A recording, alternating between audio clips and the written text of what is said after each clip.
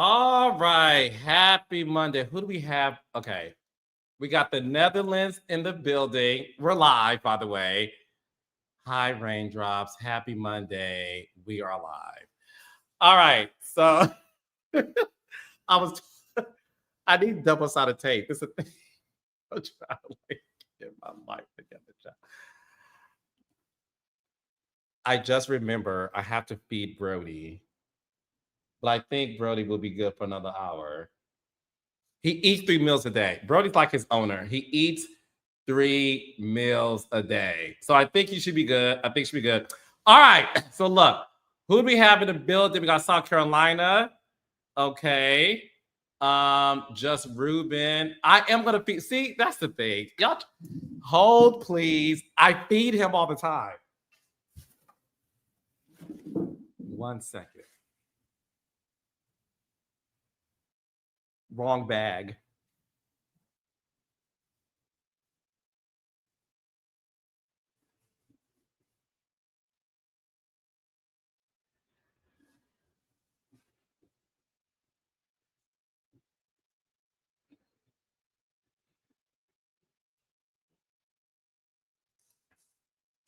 I found it.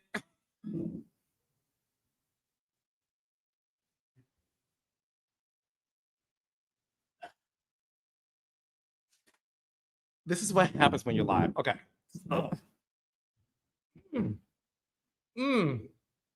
Okay.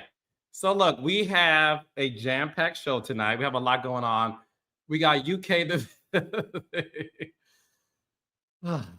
It's tough doing everything on my own. Just call me Patty LaBelle.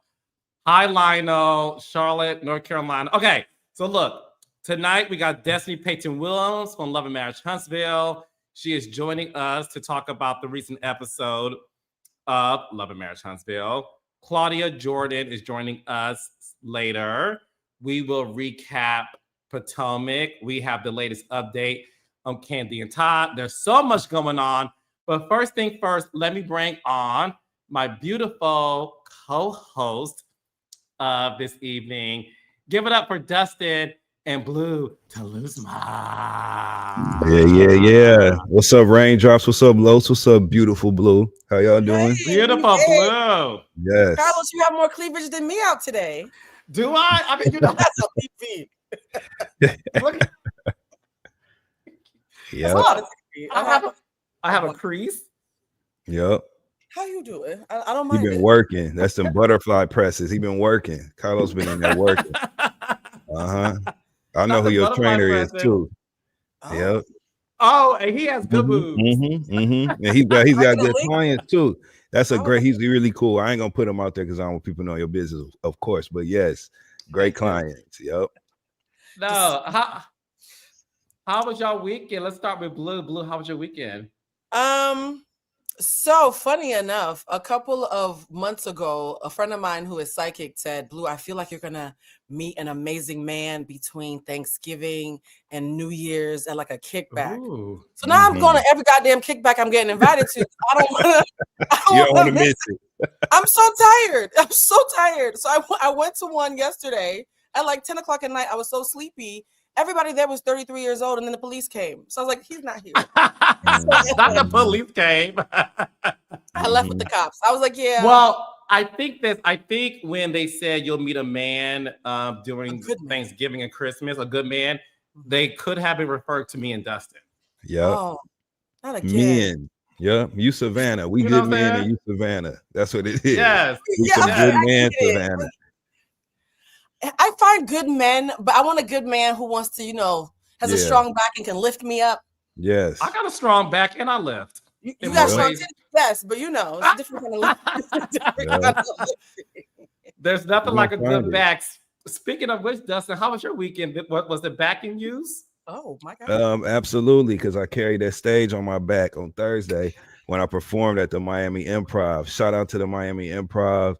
Had a great, incredible show in Miami for Art Basel. My brother Mouse Jones, who you both know, and we love Mouse. Yes, Mouse opened up my show on Thursday in Miami. We had such a great time, and for people who don't know, Mouse Jones, first of all, he's an incredible host, incredible media personality, incredible comedian.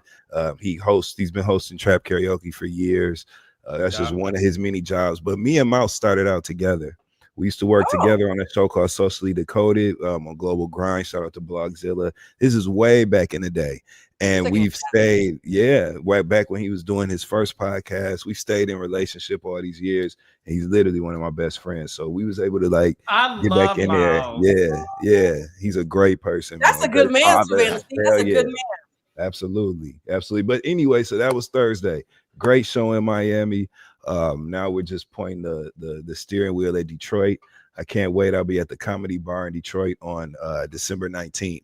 So it's a few tickets left, DustinRossLive.com. But I'm bringing it home. I'm coming home, Carlos. Okay. I'm coming home. There was a joke there, but because this is NC-17, and I am planning on it. On doing it. Did you in Miami? I plan on doing it. I said home. Anywhere I go is home, though, to be honest with you. Okay. What they say, wherever he laid his hat was his home, baby. They was talking about this Yankees fitted right here. All right. Are you like Ludacris? Do you have like just different in area codes? 313-256-305-347-718-323. He's giving me husband energy, no, Carlos. That's a smoke screen. He's giving me like the husband who will flirt, but will always come home and won't embarrass you. What it is this. That sounds like my Huntsville cast. Go ahead. That was a joke. That took a turn. I just had to pull the words out of my mouth and throw them to the side because I was about to double on down on the joke. But anyway, I was talking about Will and Twan, the new men to the show. Thank you very much. Twan got a strong back. Twan got a real strong back. I noticed that. Respectfully. Hey. You like Twan? You think he cute? Shoot your shot, blue shit. No, I'm not doing that. Don't do that. You a single woman, you know what I'm saying? Y'all might have a connection. Shoot it. That is my type. I don't mind going up to somebody. I approach. I don't mind being approached, and I definitely don't mind approaching. So I think that tenacity is what kind of you like being approached. Yeah, I like approaching too. Yeah, if by the right motherfucker, you know what I'm saying? I like being approached by everybody. But if I don't like being approached. If the equation adds up, I'm with it. I like to do the approaching. I like to do the approaching. I like to every guy I've ever dated, I approached. That's just them the ones you dated. Them the ones you dated. Carlos is full of shit. Carlos will definitely, if the right guy rolls up on Carlos, looking him in the eye and speaking right to him, his lashes. You know what I'm saying? Just doing what you need to do to connect. Rather, Carlos will definitely be like. I do like Connect 4, but what I will say, okay, this is a funny story. Or 3.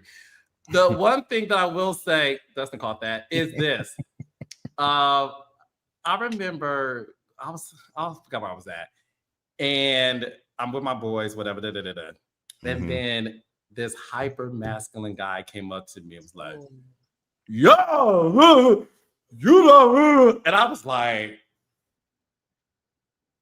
"Did you like it? Is that your thing? Like, so you weren't into that? Yeah, I wasn't into it. I'm not into it. Did he use words, or was he using? Yes, he was just, like very New York aggressive, and it was like, just wasn't my thing. So that's not your thing. But what if it is your thing that approaches you? Then what you? It's funny. Do? It's funny. I do believe in this. One of my friends, he said to me, he was like, "Only date guys who approach me," and I was like, "Well, if you like a guy, you should approach him." And his exact words that never left me. He said, "If this man is afraid or too intimidated to approach me, he's not the man for me." And I said, "Oh, that's interesting." So then I thought about myself, and I said, "Oh, if a man does approach me, he's not the man for me because I don't want that type of personality." But listen, you want what you want, you know what I'm saying? But I believe you lying. Because I know if the right one roll up on you, you gonna fold, okay? Like Kalani, nigga, you finna fold. I'm telling you, fold it. Okay, come pick up Brandy remix of Kalani. Hell yeah. So, anyway. If a man wants a woman, from a woman, it's different. My problem is that I keep ending up with baddies when I approach them, so that's why I have to stop. Just for What's wrong with that? You approach baddies?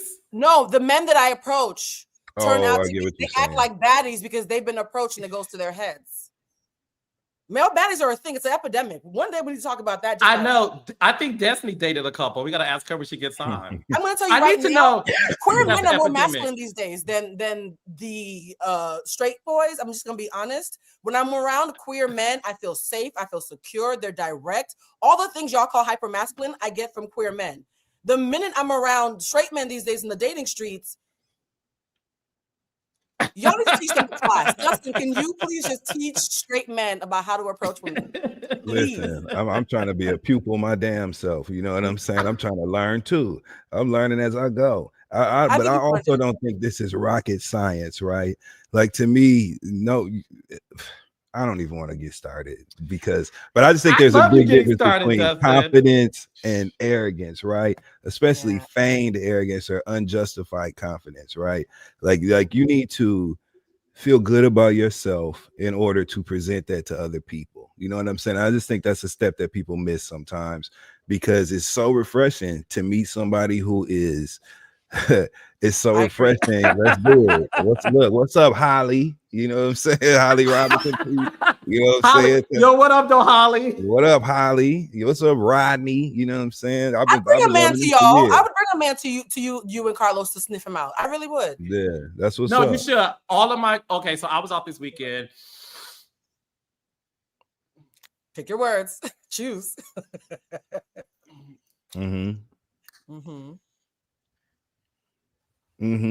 And I was talking to one of my girlfriends, and I was saying to her, I am the best wingman, because the thing is this, and that's Dustin. We're gonna bring on Destiny. By the way, Claudia's coming on at 8:00. She has another job that she got 2 months ago. Y'all act like y'all don't know. Are y'all new watchers? What's going on? She has a show called Side Dish. I mean, watch. No shade, watch ours instead. But we proud of you, Claudia. We love you, mama. Get the bag. Yeah, she'll be 8:00, but she's working. But we love Claudia. Okay, but I think that when it comes to a woman having a gay best friend, not to be stereotypical, so don't read into this, guys. I think because my experience with a heterosexual man, I've never had a bad experience with one where my girl's trying to talk to him.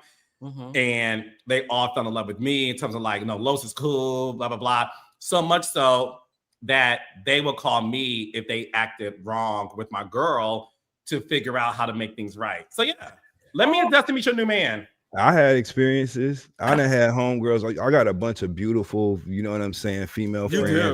It's all good. Me and my friends love each other, and I just happen to fuck niggas. You know what I'm saying? I'm not that gay friend as an accessory. We actually are in relationship. You know what I'm saying? But you would scare them though, Dustin. Brothers and sisters. Well, I've been made to. Men like you scare I have had niggas ask my friends to take down pictures with me. I have had niggas be like, I don't care what he say. He'll, y'all know what they say. I done had a bunch of bad experiences. Respectfully, my ex would see you like that nigga lying, and you can't hang out with him. That's crazy, man. That's so crazy, because me and my female friends are very much like in ebony, like just so many like that. I'm literally like my sisters. You know what I'm saying? And yeah, I will shake their boyfriend's hand real hard the first time, just so he know. You know what I'm saying? Like, yo, she got somebody behind her, and we can get along, and then that's that. But yeah, I like being, I don't know about being a wingman necessarily, but I can like connect the dots for some of my female friends. You're security. I feel like Carlos is the wingman. You're more security. Oh, okay. Oh, that's a good one. Yes, I can actually see that. I can see that. Okay, we have a jam-packed show tonight, raindrops. So we are now going to bring on our guest of this evening. She is one of the stars of the hit show Love and Marriage Huntsville. And baby, this recent episode, Destiny was on a date with Destiny. Okay. And we got to find out how she felt about her name being brought up at the Fletchers dinner. Mhm. By the way, me and Destiny have not talked about this, so I have no idea what she's about to say. But give it up for our beautiful Detroit sis, Destiny Payton. What up, though? Can What you up, put your though? Are you new here? Put your camera to the side. Listen, I Destiny. don't know. Clearly, you don't ever ask me to come, so I don't know. Wait, let me see. You've Where been am I on here supposed to 3 do that? times. Like, stop it. You No, I'm you joking. you take your phone like this and you do this with it. Just turn the camera. Oh, Oh. I knew Turn that. the camera the Look way at Twan you. turned you. The way who? Turn the camera the way Twan turned you. Oh, wait a minute. Did I tell you that? Oh, man. Oh, Oh, strong Told you back. too much. Strong back. Okay. Hey, Destiny. Hey, hi, hey, Carlos. Hey, Dustin. Hey, Blue. what's Hi, up, Destiny? What up, though? It's You're good to see you. glowing. I love Yes. this. I see why they're mad. Well, thank you. Thank you very much. So I want to kick things off, and I can't wait to hear all the questions that Blue and Dustin have. One thing about this season that Destiny and I talked about when we were in pre-production was I love telling multiple stories when it comes to like love, marriage, relationships. And the story of what a divorced woman dating life was always interesting to me. And Destiny definitely rose to the occasion by giving the audience, like, I'm single. I just got a divorce. I want to just figure things out. And I applaud you so much, Destiny, for having the courage to do that in front of the world. So I don't want that to get lost on anybody, especially you. But I want to ask you this. Obviously, with that being said, there's tons of people who are like, well, damn, Destiny, are you dating everybody? Are there shortage of men in Huntsville? What do you have to say to people who look at a single woman dating as a negative connotation? I say let's get out of the antiquated thinking of how it's supposed to look and how it's supposed to be.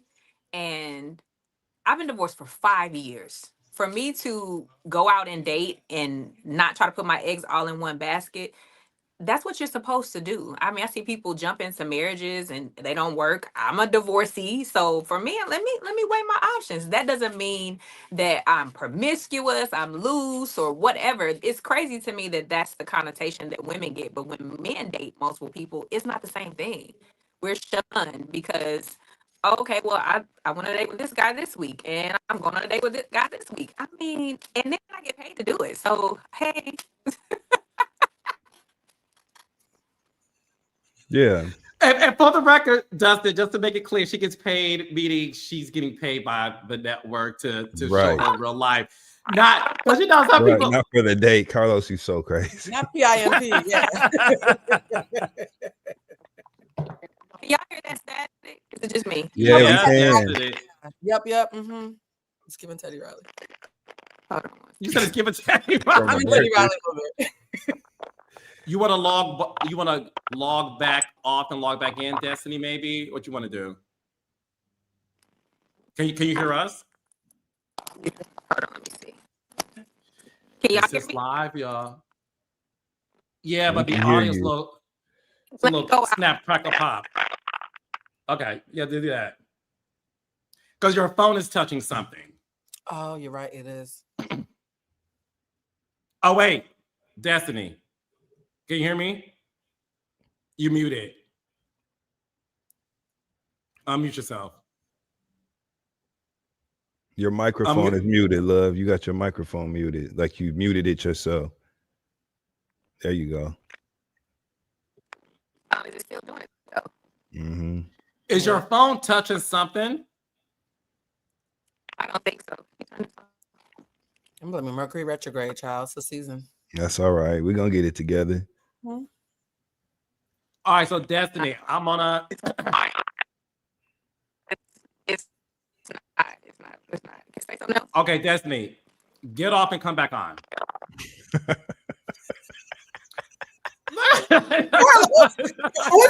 Wow, that was a strong back comment, Carla. Yeah, I'll get back. Okay, Destiny, get off and come back on. Wow. That's the other side of Libra. Damn, you should have went on and saying. damn. Hang the damn I'm phone saying up. That's what I heard. This is live television. Look, this is live television. I don't know what's going on here. So look, somebody said Lance is messing with Destiny Audio. Baby, I think Lance's girlfriend is messing with Destiny Use Audio, child, because we saw what happened at the dinner scene, honey, where she had a whole bunch of questions. But Blue, do you understand what Destiny is saying about? Wait, I think she's back in. Let's see. All right, let's try this. She better come back. Let's try this again. It's really, I hear it. Okay, I was hearing it when I was off. And somebody say something? You still staticky, baby. Your phone still pop locking. You know what I'm saying? Yeah. But we don't want you to drop it. We want you to stay up. Maybe headphones will work. Yeah. She's on headphones. Are you Is wearing that better? headphones? Much better. Okay, that's better. Better, Yes, yes. Is it delayed? Yeah. It's delayed.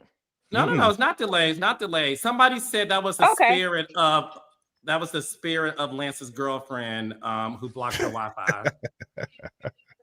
Anyway, but let's go back to clarify what I was talking about. When I said what I said about, I agreed. I fought doing multiple dates on the show, even though I am dating multiple people and have been dating multiple people. I felt like, okay, let's show the real. Like, I'm not in an exclusive relationship. I'm dating around. And when I say get paid to do it, like, some people sit around no good niggas for free. And I actually get to show my life and be compensated for it. So that's what I was trying to say. Like, you're not paying me to go on a date, but I'm showing my life and I get paid to do it. So, ooh. I want to get into the date you had with Will, where everybody. Well, just skip right on into it. We're not gonna talk about no business or nothing. You want to go straight? Yeah. Well, no, because absolutely, because yes, yes. If you want to talk about business, there's a show called Shark Tank. But on this let's go on there too. I don't care. Let's go. So that. By the way, God, this is being Destiny's bad. So y'all take it seriously. I do want to get into recapping this episode and what happened when you and Will went on a date, and he revealed that he used to be in a poly relationship, and how he does date multiple women, and obviously was in a relationship with one. Was that the first time you were out with a man who was that honest about experiencing poly, and is that something you would be into? Let me answer the latter part. Hell no. No, I'm not sharing nothing. I am my father's only child, even though I have other siblings, but I am only child, true and true. I ain't sharing nothing. Especially not, I'm gonna sign up for community peen. Like, I'm not signing up for that. Like, we're not doing that. What? Like, we're not doing that now. And then no, it's not the first time. Sadly enough, it's not the first time that I've had that conversation with dating and men having multiple women in multiple relationships at one time. And some of them don't even know they're in a polyamorous relationship. Some of these women. There's that. So I did respect Will's honesty up front. So that's one of the things that I did like about Will, is that he is honest. His name was Will, but your name was Won't that day, because you said I ain't doing no goddamn Pollyanna, Polyester, none of that. We ain't doing no poly nothing. None of that. No. Well, I will say this though, Destiny. I feel like you have been thoroughly entertaining and enjoyable this season to watch. You have for many years. Yeah, because one thing I'm gonna do is keep it real. For many years, I have felt like you had this incredible window of opportunity to show a woman post-divorce, dating, figuring out what you want to do, if you even want to be in a relationship, handling your businesses. You know what I'm saying? It just positioned you in a very unique intersection on this cast, right? Where your personal life has now become just as interesting as what's going on between you and the cast members. And I think that's great for you. I've always wanted that for you. So I say, fuck them people. They can call you whatever they want to call you. You're supposed to be dating on camera, figuring out what you want to do, who you want to be with, or whatever. And unfortunately, we are living in a day and a time where a lot of us niggas, not us, because I'm not one of them niggas like that, but a lot of niggas are delusional. And for some reason feel like they deserve multiple partners, multiple women in their lives when they literally cannot even sustain one or even their damn self. You know what I'm saying? That part. So I'm sure you have, now that you're single and outside moving around, I'm sure you have been encountered by some wild, crazy shit from delusional men. I'm sure you Prior have. to marriage and after. Yeah. I mean, the dating pool seems to have gotten a little bit more Yeah. pissy, but but There's it's married people in there. There's married people in the dating pool now. Not just piss anymore. It's yeah, it's people and married people. I have a question about the look at y'all's faces. It's true though. Have you never noticed that is true. That is true. That is Now true. the divorce piece, so many women, particularly Black women, when they get a divorce, it's like a death for them, and then they never bounce back. We all have that auntie who was married back in the day, and we ain't seen her with nobody since, right? How did you move past the disappointment? Because I feel like so many women get divorced and say, "I'm never gonna try love again."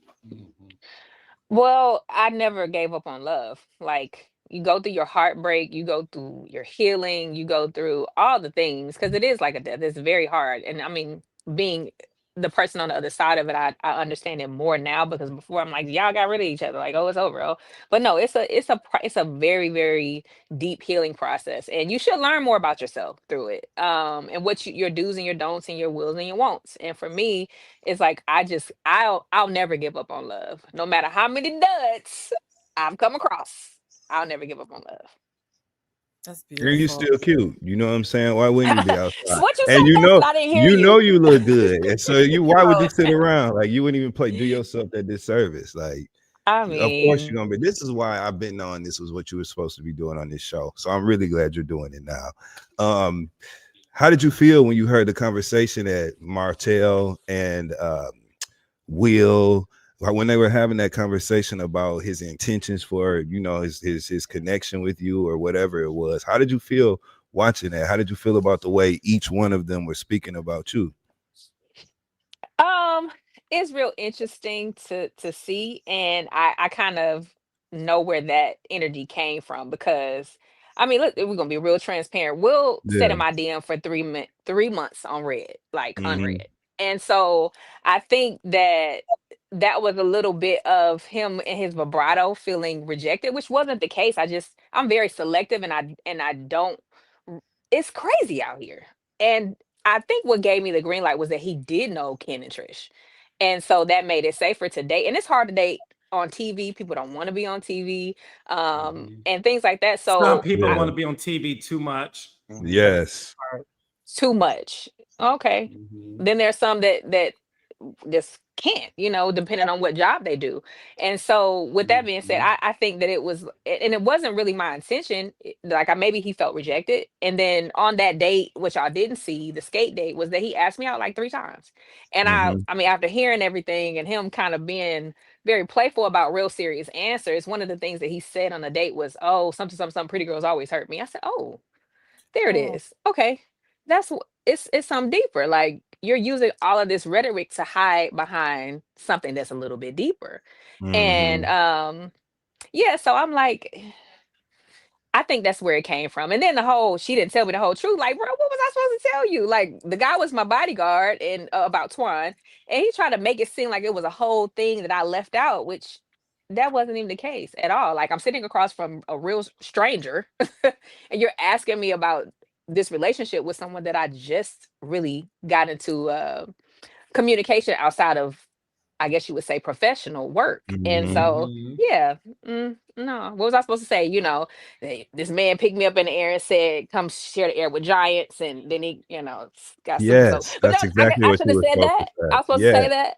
So he could have went, oh. I mean, I wouldn't mind it. I mean, I'm just saying that may or may not Yeah, I have feel happened you. in real life, but I'm just saying. Was that what I was supposed to say? Friend, real quick, because about this roster, because I want to learn from you. Let me sit at your feet for a second. It's Teach wild the out girls, Destiny. Teach the Yeah. girls. Oh my God. here. How do you assemble a roster and how do you wean off and pick one person? Because I think a lot of women don't know how to pick their lineup and then how to pick, you know what I mean? Like, how do you do that? I really need to learn this because I get stuck on one person. And so watching you has been inspiring for me because I'm realizing I need to spread my wings and learn to fly. Well, it's a hard task to especially date and do it with not adding intimacy. Um, Even though did y'all see them? They fine. So I mean Lola be want to do her own thing, and I'll be like, hey girl, hey, no, Wait, no. what's her name? What's her name? Whatever Lola wants. Lola, yes, bitch. I live for this. Sorry. Wait, I have to name. So you name yours, Dustin. Have you named yours? Mac. No, I'm just playing. I haven't. Oh. I haven't. Oh. that seems fitting. Y'all are crazy. Okay, so Blue, have you named yours? Yes. Actually, yeah, I have a name, and it's a very popular. Sorry, I'm not gonna say too much. Yep. Not popular name. Don't do it, Blue. Don't hold back. Is the Carisha, please? No, it's Yummy Sasha. Oh, yes, Yummy Sasha. Is that a RuPaul's Drag Race contestant? No, It when I could was be. in college and I needed money, I did phone sex for a little bit, and that was my screen name. You And so have that Oh, voice. that would be so fun, man. You have that gave me a lot of voice. money. I used to watch Girl 6. Mhm. That's why I stopped because one of my clients got a little too stuck on me, and I got nervous. That's real. Listen, I know what that's like. People start showing up at your job and stuff, you know. Yep. Mhm. She But talking back to about Destiny. Moses now. More about the roster. How do you pick She the talking one? about Moses and Sunny. You said that I did. Yeah, you know what's crazy? I had completely forgotten about that whole story until just now. When Let's you said forget that. it. What's Never the mind. update on that? No update. Y'all not no communication, nothing. Neither party. Like you just What moved, What everybody did I just say? moved Tell on. the truth and going on about your life. Tell the truth Yeah. about what happened and going on with your life. That's all I ever wanted. Yeah. Why people try to make Good. it be something so different. That's all I ever wanted. Yeah. I'm glad that You're- shit is over. I know you glad that shit is over too. I'm sure. Yes. Yes, Lord Jesus. Mm-hmm. Amen. Amen. Yeah. But as far as a roster, I don't look to have a roster. It kind of sometimes just happens. And people will wean themselves off, really. And consistency and honesty and all that will get you to the top of the list. And if you find, you'll get a date. Yep. You get a date. See, this is the thing that's interesting. Sometimes you meet a man who's very attractive, but he's emotionally fragile. Yes, like sometimes I tell Martell, just look on your day, just sit there and let them talk. Oh. Just talk just a little bit. Don't give it to them too much on the first. That's hilarious and accurate. He was like, "Don't say much," and then he started laughing because he does. And the free therapy thing too, because even that moment when you saw the little boy who was sad about women rejecting him, because so many women Yes. want to fix a man, and that's the thing that I am trying so hard to tell Ooh, my baby. sister to stop doing. Stop trying to fix your own men. Fixing a man brought my childhood trauma up, and I had to fix me all over again. We're not doing no Build-A-Bears. We're not fixing Bob. Like, no. And I find myself, because I'm a natural troubleshooter just in life, so I like have to pull back. Like, oh, wait a minute. I'm helping them with? Ooh, no. I need to be able to find somebody that can pour at the same time, and not me just pouring out. Because I've done it till I was empty, and I had to rebuild myself from scratch. So yeah, Somebody's driving your car while you're at work because they ain't got nothing else to do. That's good. Now that ain't never happened. Now wait a minute, hold up. It's a popular thing. What? It's not popular where? What earth is this?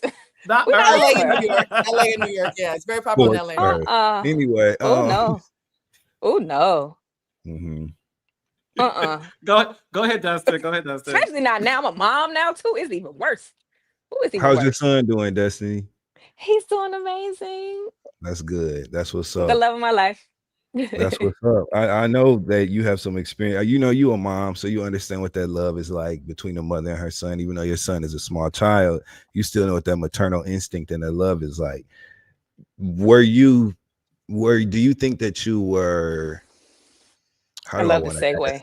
You're so good. Ooh, I love the segue. Like, do you think that you were? Because I felt like when you were talking to Miss Nell, right? And shout out to Miss Nell. We love Nell Fletcher. But I felt like when you were talking, yes, I felt like when you were speaking with her about matters concerning like UN lands, or even when like she would speak with people about matters concerning you and Lance and Scene, I felt like you just extended like some sort of grace. You know what I'm saying? To the way you handled it, even when you were informed that you had been discussed and shit like that. I just feel like you were real respectful and cool about it. Like, tell me what that switch was like for you, because we've seen you react differently to being discussed, right? So what do you think made you kind of have that warmth when you handled that section? I got a lot of love for Nell. She drive me crazy and we go at it, but I got a lot of Mm-hmm. love for her. She was there for me before I was even married. Like when we talk Mm-hmm. about those conversations and those mentorship moments that were on the back porch at Martell's house, I was right there. I was right there as an engaged woman. And so she definitely prayed and poured into us as couples. And when it came to the situation with Lance, it's interesting because Lance and I went through a divorce at the same exact time. I met Lance at the daycare, which is so crazy. And I had met him in a parking lot, and I came in, I was talking to Nell, and Lance walked in and he was smiling. She looked, she said, what the hell? Just the energy. She was like, I don't like it. I don't like it. But y'all got chemistry and I don't know what to do with this. So for 4 years, Lance would pop up in and out of Madani buying products. And he ain't used now one of them. But just being there, but one of the things was we became friends. He was going through a divorce. I was going through a divorce. Nell told him she'll never date a man while she's going through a divorce, which she was absolutely right. And we didn't even explore it. We just built a friendship. And so from there, it was like, okay, now I'm through my divorce. I went through a crazy relationship. Let's try it out. Let's go on a few dates. And that's really what it was. But I'm gonna tell you about Nell. I love her, but she trished me. She trished me. What does that mean, Destiny? Trish, you? She She trished me. I lied to watched. you? She lied to me. She lied to y'all. Oh. I watched the scene with her and Lance where she said I called her and asked her about that baby. That never happened. I wouldn't do that because I'm a mother too. So I wouldn't call you and put you in a position where you feel like you got to be on my side with something that's that weighted. I really expected it from Lance because we were friends, not because of us dating, just because we were friends. And then we did take it to the level of us going on a few dates. I So I get was that. watching it like, that's not Trish. It was really, You are it was a so fictional, very ambitious story. And I was like, girl, that ain't never happened. I will tell you what happened. Mm-hmm. I was at the Christmas party for Chris, not for Chris, but for Kimmy and Maurice for their clear to close, and Nell and Chris were there. I was on a date with a whole nother person y'all ain't never seen. But look at Carlos. This is why I love you. This is why I love you. And after that event, and this is Christmas time, Nell pulled me to the side and she was very emotional because she didn't know about the kid. And she was telling me she apologized. I'm like, you don't have to apologize to me. Like, I wouldn't expect that from you. I wouldn't Yeah. expect for you to come and tell me that. Like, so I think that situation, I don't know if she just remembered it wrong or whatever, but I really wasn't that invested. The problem that I had was that I got attacked online about this baby that I didn't even know about. So yeah. I do want to ask you this because I do want you to clear things up. As we saw in this episode as well, we saw that the Fletchers had dinner, and they did talk about you being at Flextivities. You brought Will. Lance brought his girlfriend. Nell said this. I'm not paraphrasing. I mean, I'm paraphrasing, but Nell said this that you saw Lance with his new girlfriend and you got jealous. And after that is when you randomly came over their house to visit him and that y'all were talking outside for 10 minutes. So I want to ask you um, about your desire to go in your car, drive to so happen to be in the neighborhood, Mrs. Rogers, and then you're talking to Lance. Then you're talking to Lance for 10 minutes at night after seeing him with the girl. What do you have to say about that? What I have to say is that Fleshtivities ended very different than anybody probably would expect. Um, I Ubered because I didn't know Will like that. That was our first date. I Ubered there. He asked to take me home. I said no. I Ubered to Black. Will comes to Black. I'm in VIP with Tisha and Maurice and Marceau and a couple other people, and me and Will are in the back. Lance comes to the back. It's Will, me, and Lance. Lance stays there the entire night, and his date was up front by herself. And Marceau said, "Hey, your girl keep walking by. Your girl keep walking by." And I'll send you the video. Because Tisha was like, "Ooh, that's back here without her man." I'll send you the video. So tell me this: would I be stalking Lance, or would it make sense that I don't live on the other side of town? I live 10 minutes away. That I got some food and I was riding around the neighborhoods to really put my 4-year-old son at the time and my niece to sleep because they ate in the backseat of the car. Or was I stalking the same man that wouldn't leave my side the night of festivities while his girl was actually there? It That's do what kind they of do. sound like y'all had that connection at the club at Black afterwards, and because y'all had good energy and y'all was on that type of timing, when you was riding around and put your son to sleep, you might have rolled past the house type shit. But Like, I let me just rode ride past past. his mama's house, not his house, and I just knew Ain't he was that gonna his be house? there. Oh, I just knew he was gonna be at his mama's house on this random night. Make it no. make sense. You live over there I'm by telling the you Fletcher? these fictional stories. I do. We Yeah. all live in a smaller suburb outside of Huntsville. It's yeah, Right there type shit. Yeah. absolutely. Everything's right there. It's Huntsville type shit. Like, Yeah. come on now. Yeah. You need to make a shirt, Destiny, that says fictional and ambitious. Because Fictional and ambitious. that seems to be the theme. As a woman, I will say this, fellas, this is how it tends to And it happen. was a whole hour that we talked. It wasn't 10 minutes. Yeah, they switched places with us. What? Oh, wait. Because I was like, I'm gonna go Yo. Wait. to sleep. And Lance said, oh, they already sleep. I said, oh, they are, okay. And Nell said, come out. Her pizza was getting cold. Apparently he went to pick up a pizza that he didn't even go in the house to give to his mom because he was talking to me. And she came outside to get Lil Chris's daughter and the pizza that was cold that I didn't even know was in his hand. You and Les were talking outside. Were y'all talking inside your car for an hour? Oh, outside. No, he was standing outside the car and I was in the car. Oh, he was pressed. So Lance was pressed up against your car outside, breathing through through the details. Right. Breathing through the windows.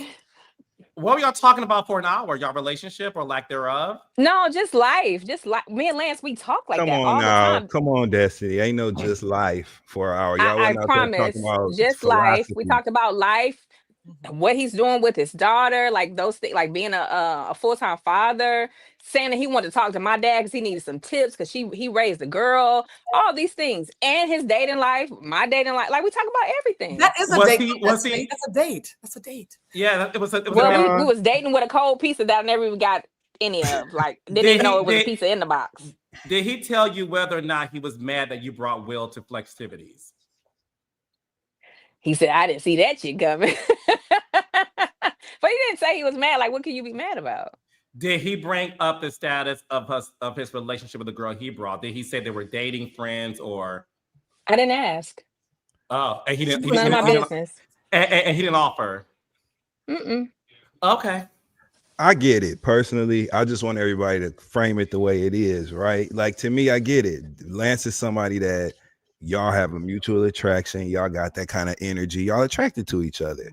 Circumstances and timing has been off. You know what I'm saying? And maybe even after a couple of dates, you figured out that you didn't want to like try to be in a serious relationship with him. You know what I'm saying? Some people you just have a flirtatious banter with. Y'all know y'all got that energy. You're gonna flirt back and forth. The conversation, if he was standing outside your car leaning and you was in the car, you know, y'all And know the rocking fucking with vibe. it. Y'all know the vibe. Can relate to this. This is Y'all know definitely the know the vibe. vibe. Yes. I personally, I love flirting. Carlos could tell you we've been out in clubs before. I love that sort of energy with people. Me But too. Destiny, you got to say that when people ask you about it, love. You can't say we was out there talking about life. No, you wasn't. No, What you was out life there doing means was everything. Like reconnecting, what's your kicking it with definition your of life? homeboy. You know, that's But not see, somebody that you gotta, that's y'all the got a thing. 1-2 with, and Destiny. there's nothing wrong with That's the it. thing, There's nothing Dustin. wrong You are with with it. two Michiganders, Yeah. Destiny. What's That's good? the thing. What's good, son? Like real What's talk, good, mama? life is relationships. Life is whatever's going on. Like As long that's as we your saying the definition. same thing, then it's cool. We Yeah. are saying the same thing. Yeah. Like my choice of verbiage was different Yeah, in what it's cool. detail. Like I think that, and I I wasn't think trying to that's hide actually anything. dope. You know what I'm saying? I think it's dope that Sexy. y'all. I love those kind of Lance relationships. is my with people dog. Like that's my dog. Exactly. It's really a friendship. Y'all just have had history before, you know, it just kind of started off, but y'all have a connection. So I can totally see a conversation going for an hour. Them conversations do end up going longer. You know what I'm saying? Y'all was happy to see each other again, especially if you was in a club the night before around a bunch of other people. Y'all finally was talking, catching up. So I No, totally it was just get me, it. him, and Will. It wasn't a whole Oh. bunch. And Tisha. Yeah, It was a VIP area. I'm sorry. I'm gonna be quiet. Dustin was trying to throw some bail, but the truth set you free. I don't mind it. I will say this, for two people who clearly know how to have rosters and be sexy time, me and Carlos are going to be the angels in the corner.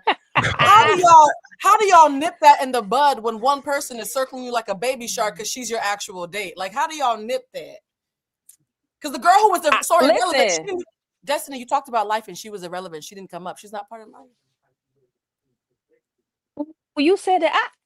Don't make me be shady. That's not what said it. Neither of you said it. That's called irrelevance. So I just want to say, but I'm just saying. I told you I liked her before we did this interview, Carlos. Didn't I text you that? Destiny loves you, Blue, by the way. I love you too. I really do want to learn your ways, though. I'm not kidding. But go ahead, Blue. Ask your question.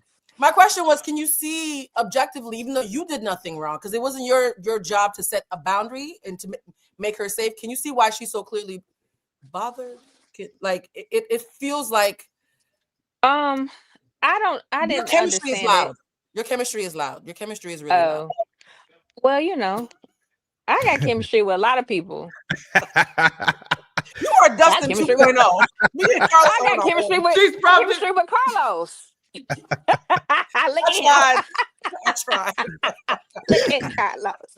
Don't act like you was like at the first reunion. At the first reunion, you said I look good. Not like that. Come on now. No,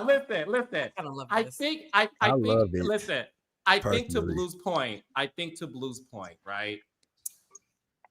Destiny, you are a very beautiful woman. Thank you. In Huntsville, where 95% of the men are married, right?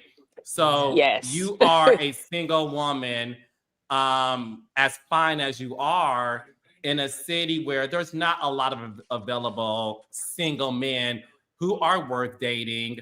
So if to Blue's point, if we for 1 second look through the lens of the girl that Lance brought, as beautiful as you are, she's beautiful. She's a beautiful. She's girl. also beautiful. She's also beautiful. She's a very, very beautiful woman as well. Could you see how she may have felt threatened to the point where when she did make that comment to Lance's brother saying, well, Destiny may date you next, did that offend you? Or did you realize, I see what you're doing? Oh, yeah, I see what you're doing. Yeah, your audition was really good. And Destiny, this is why the girls are bothered. Like, they're threatened because you are a threat. Sometimes you have to admit that the girls didn't get it wrong, which is not a bad thing, right? But you are charismatic, and I will say this: you're also free, because marriage is supposed to control women. The fact that you were married and set yourself free and are still free in the aftermath of something that would destroy most women in your area, and you're still popping, that is threatening. Objectively speaking, they have a reason to be threatened. They're not crazy. I'm sorry. I'm just doing math up here, y'all. I'm just doing math. I'm not taking sides. Okay. No, I'm still laughing. I'm still laughing at Destiny saying Lance's girlfriend was auditioning for the show, child. And she. So you didn't feel no kind of way when she made that comment about you dating Lance's brother. No, not really. No. I mean, I'm in a space right now where I can date the grandpa, the dad, the son. That's right. Not the grandson, but you know, some of the people. You and your daddy. That's the peeve. Thanksgiving's gonna be fun. I mean, thank God for the gym and genetics. But I think it's more than that. It's your personality, though. I think there could be a girl who looks amazing, and I think you would talk your way in front of her accidentally. I have a brain. Like, I'm not just aesthetically pleasing to some people. I have a brain. When's your birthday, Destiny? Because I always have to. I'm a Taurus, May 1st. Me too. That's why I love you, girl. I love me. Look at this. Oh.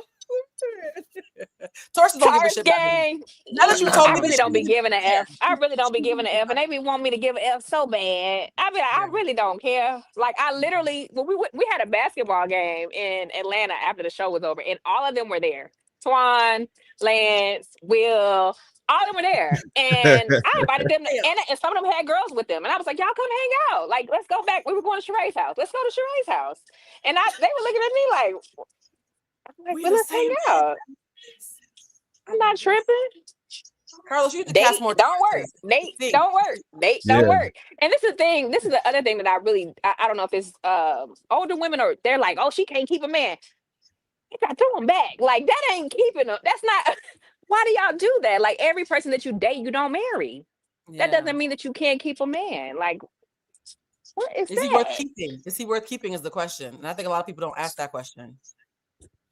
Wait a minute. I love this for you. Oh, go ahead. I'm sorry to cut you off. No, I have a question for Dustin and Carlos real quick because I feel like we're spilling our guts right now. Y'all done pulled me in with another Taurus and had me. Y'all not too fast. I pulled enough guts. I'm not. Yeah. But no, quick question though. Do you guys also have to grapple with being men who are attractive, have great personalities that you literally get paid to show off, and you have options? Do you sometimes run into the Build-A-Bear thing that we are talking about running into? Like, how do you guys navigate that? I'm very curious. Carlos. Dustin Ross first. That's definitely a Carlos question because I don't be giving a fuck personally. Like it's this day when it comes to dating and relationships, like it's just not rocket science to me. Either you like a motherfucker or you don't. Either y'all vibe or y'all don't. It's very easy to be transparent and upfront in the beginning when there's nothing to hide. That's a clean slate when you meet somebody. You can tell them your kinks, you can tell them your flaws. It don't even matter. You know what I'm saying? So you ain't got shit to lie about. We might as well just have a good time. And if we're not having a good time, we can go our separate ways and still be cool. You know what I'm saying? That's how I approach all of this shit. So I don't be that breaking down the, you know what, no. And plus, I'm only going to even engage with a certain type of person anyway. You know what I mean? And see, I went outside of my comfort zone and I ended up building, and that almost knocked this whole building down. Like, no building bears. No, that's no. Like Confucius. It's like a fortune cookie. So wise and so concise. So I appreciate you. But then you got big dogs like Carlos King. You know what I'm saying? Yeah, Carlos. I ain't gonna put your spots out there, but Carlos be all up in these nice establishments with his dates and shit. You know what I'm saying? Carlos be real low key with it. Yeah. Carlos, you're doing the building. Please share. I was gonna make a joke, Dustin. All you needed was the red shirt. Oh, so you? Yes. I'm doing the building, not the. But no, what I will say is this. I'm slow. Girl got it. No, I'll say this. All right, so for me, this is Dustin is hilarious. This is Dustin knows I'm very. Don't start sweating, Carlos. I know, Lord He's Jesus. blushing. He's blushing. Thank God, no more Beijing, because it would have been all over my nose. Beijing King is retired. No, what I will say is this: for me, I'll say what works for me. I am such a man in the sense of I'm an old-fashioned man in many ways. So for me, I love having the opportunity to assist in building something that another person desires to have. And if I have the resources, the means to do it, and we're in love with each other and all those things, it takes nothing for me to do that. It's as easy as breathing for me, because that's what I do. But if you look at he's the straight man. Sorry, that was a little. Well, I get something out of it, which is why when we were talking about men approach me, it's not. Yeah. Listen, we'll see what happens. But my thing is, I like to. You're the hunter. You're the hunter. Yeah, I It's not tricking if you got it, Carlos. That's what you're saying. It's not tricking if you got it. Yeah. No, not at all. Not at all. If I got it, you have it. And if you're Carlos King's man, you would never go out in these streets looking crazy. This is an Pop ad. your I feel shit, like Los. DM Pop after your this. shit, Los. Pop it. Yeah, that's crazy. Like Pop your shit, nigga. you Carlos King's man, and you walking around here looking, not good. That's Right. crazy. Oh, going 50-50. Oh. Oh no. I don't do 50-50. I do Mm-mm. 100-0. I had a man Ooh. baby on birthday dinner last year, y'all. I'll marry you if you're really a prince. Oh yeah. I'll marry you. I like a 100-0. I like the 0 out. Shout out Y'all to need to me. teach a class. You and Dustin, seriously, please help the straight man. I'm begging y'all. My God. Destiny's here to back me Shame. up. We don't hear this enough. What y'all saying? I'm backing you up, girl. Yeah. Well, hopefully Backing after you we up. teach that class, y'all will get to back it up. But moving on, you know what I'm saying? Yes, Ooh, Dustin. You know, I It's love been a talking long about relations. time, I baby. love So actually talking about this kind of shit. I love No, talking I do about too. this. I do too. So, Yeah. Destiny, before we let you go, I do want to ask you this. Ebony K. Williams, who's a friend to the show, Yes. she recently was on my podcast and she spoke about the fact that as a woman of means, she says that the reason why she has this ideology, right, for the bus driver, and for the record, the bus driver is not the occupation in which she's talking about, it's the analogy, right? You heard what's going on with Kandi and Todd's situation. You heard what's going on with him counter claiming, asking for possible custody and child support and all these things. Ebony K. Williams said on my podcast that this is the reason why women like Sherry Shepherd, Mary J. Blige, who she has a relationship with, Sherry Shepherd, that is, that she wants to be with a man of means because for her, the system was designed for the man to out-earn her anyway. And that when she talked about not dating the bus driver, she stands by it. And she said, I don't want to put myself in a position to where a man is able to sue me for child support. I do have to pay a man alimony. I don't want to be in that position. And that's why she had a donor. You are a divorced woman. And without getting into particulars, right? How do you feel about what Ebony had to say about that entire situation? Do you agree with her or not? I 100% agree with her because I even have tried to date and not look at the fiscal part of a relationship. And if the finances don't kill the relationship, the self-esteem will. Yep. So it'll eat away at a man. And it's just a way that I'm not a man, but I'm raised by one. The design is for a man to protect, provide, to feel like they can be the lead. And if a woman has more money, she's naturally going to be a leader in certain ways. And it's kind of hard to relinquish that and live in your soft girl era when you're doing things that, I mean, you would do whether they were around or not. Like, you want a partner that can take some of that load off. And if you have different dynamics, it could be hard. It could be hard. And again, even if you are like willing to work through it, eventually the ego, the thing that's in a man innately is going to bother them. So my experience is that I gotta find somebody that is equally yoked in all facets, or they gotta be there or they here, So yeah. I want to shout out. Well, Ebony. look. Yeah, that's amazing. No, blue. Look, say what you have to say, then I'm gonna go ahead. Yeah, no, I just want to give a very sincere shout out to Ebony K. Williams because in 2020, Yes. I interviewed her and she looked me in my face and said, Blue, you need to freeze your ex. And at the time, I was dating a bus driver, did not listen, and I don't regret many things in life. Not listening to Ebony's advice is one of the things in life that I do regret. And I actually have considered that too, because even though I don't have to have more children, but if I find the love of my life and they don't have any, I have considered just being prepared for that. And I actually, fun fact, I know Ebony from LA. We actually were going to do a TV pilot together. So see, I know her. I judge Small Ebony. world. We all owe Ebony an apology. Everybody was so quick. She was not wrong. She was just early. So I just wanted to give her Yeah.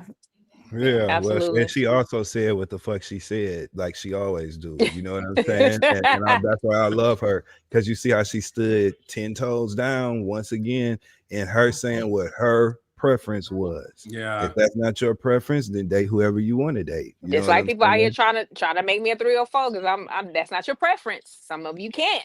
So I mean Yeah. that it is what it is. Mind Yeah. you, nothing about what you presented, dating, scene. Well, you know what? We don't even have to address that because it's ridiculous. No, but it's We what don't even you have to go there. said. But no, but I'll but to piggyback on what you're about to say, Dustin, I will end by saying this. I give you so much props, Destiny, because I worked on other shows where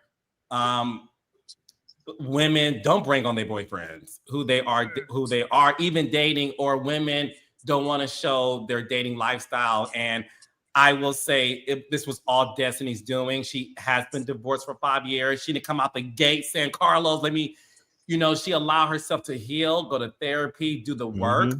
And when we were talking about this new season, she came to me and said, these are some things I want to do. And I was like, if you can pull this off in terms of like really showing this, is going to like really be a breakthrough for divorced women, that it's okay to date. Because a lot of Black women back in the day, our grandmothers, for example, when they either get a divorce or their husbands pass away, unfortunately, they don't remarry. They do spend the rest of their lives single. So I wanted the world to see that life does not end after divorce. And Absolutely. Destiny, I can't thank you enough for having the courage to really show that this season. So thank you. Thank you. All right. So Destiny, let the world know where they can find you, follow you, and support your businesses. You can absolutely find me on all social media platforms at The Destiny Payton, TikTok, Instagram, Facebook, all of the things. You can find me at, you can shop with me at madanibeauty.com. I'm out here working. I got movies, I got music, I got books. I got a lot of things going on. I actually have a special guest. You want to say hi? Who I'm working, who's EPing my music project. Say hey, Q. What up, dog? What's up, man? What's up? From 112. I'm in the studio Hey. working. Yes. Much What in the respect. world? Say hi. Yes. Hell yeah. What up, Los? I gotta get to work. What It was supposed up? to be What like up, 30 bro? minutes. So. What's happening, man? That's what's up, I Destiny. forgot. Much success. I'm Thank obsessed you. now. Yeah. Obsessed. Wait, last question. Is Q What's married or that? single? He's married. Very married. Okay. Been married for a long time. He's big bruh. Okay, I had to ask because you know, if I don't ask, they'll assume in the comments. So I'm glad I asked. Oh Okay. yeah, all day long. Thank you for clearing All that right. up. Yeah, I don't want I no got you, problems baby, always. with Mrs. No. Mrs. Quinez. No, I don't. Well, have fun, and next season, I can't wait to see you in the studio. Yes. Okay, yee. Thank y'all. Mhm. Bye. All right, Bye, Much my love, baby. Destiny. toys. I love you, Destiny. Oh, That was I good. love her. Very, yep. Oh my God, that Very felt good. good. We love was this side good. of Destiny. This is what we're talking about right here. This side of Destiny, I love. I love seeing her single, doing her thing in the city.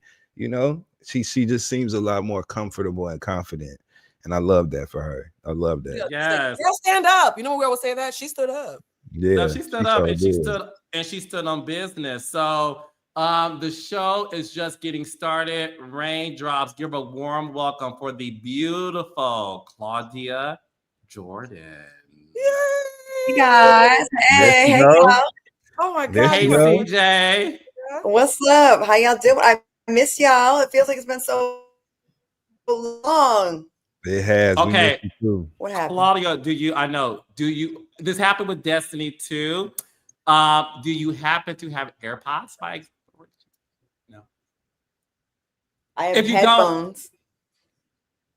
Why am I echoing? You're actually fine now. Oh, it's good now. I am. You were buffering a little bit. I think Well, it was a not- Wi-Fi issue more than what Destiny's problem was. I'm in a hotel, so I don't know what kind of Okay. you know, I'm in Miami too, Yeah. so like the Wi-Fi don't be good. Hey y'all, what's up? We miss Hey, you, girl. we missed you. You look amazing, I by miss the you. way. You look amazing. My God. Thank you. I thought you were hosting or something. Hey, Like right Blue. Hi.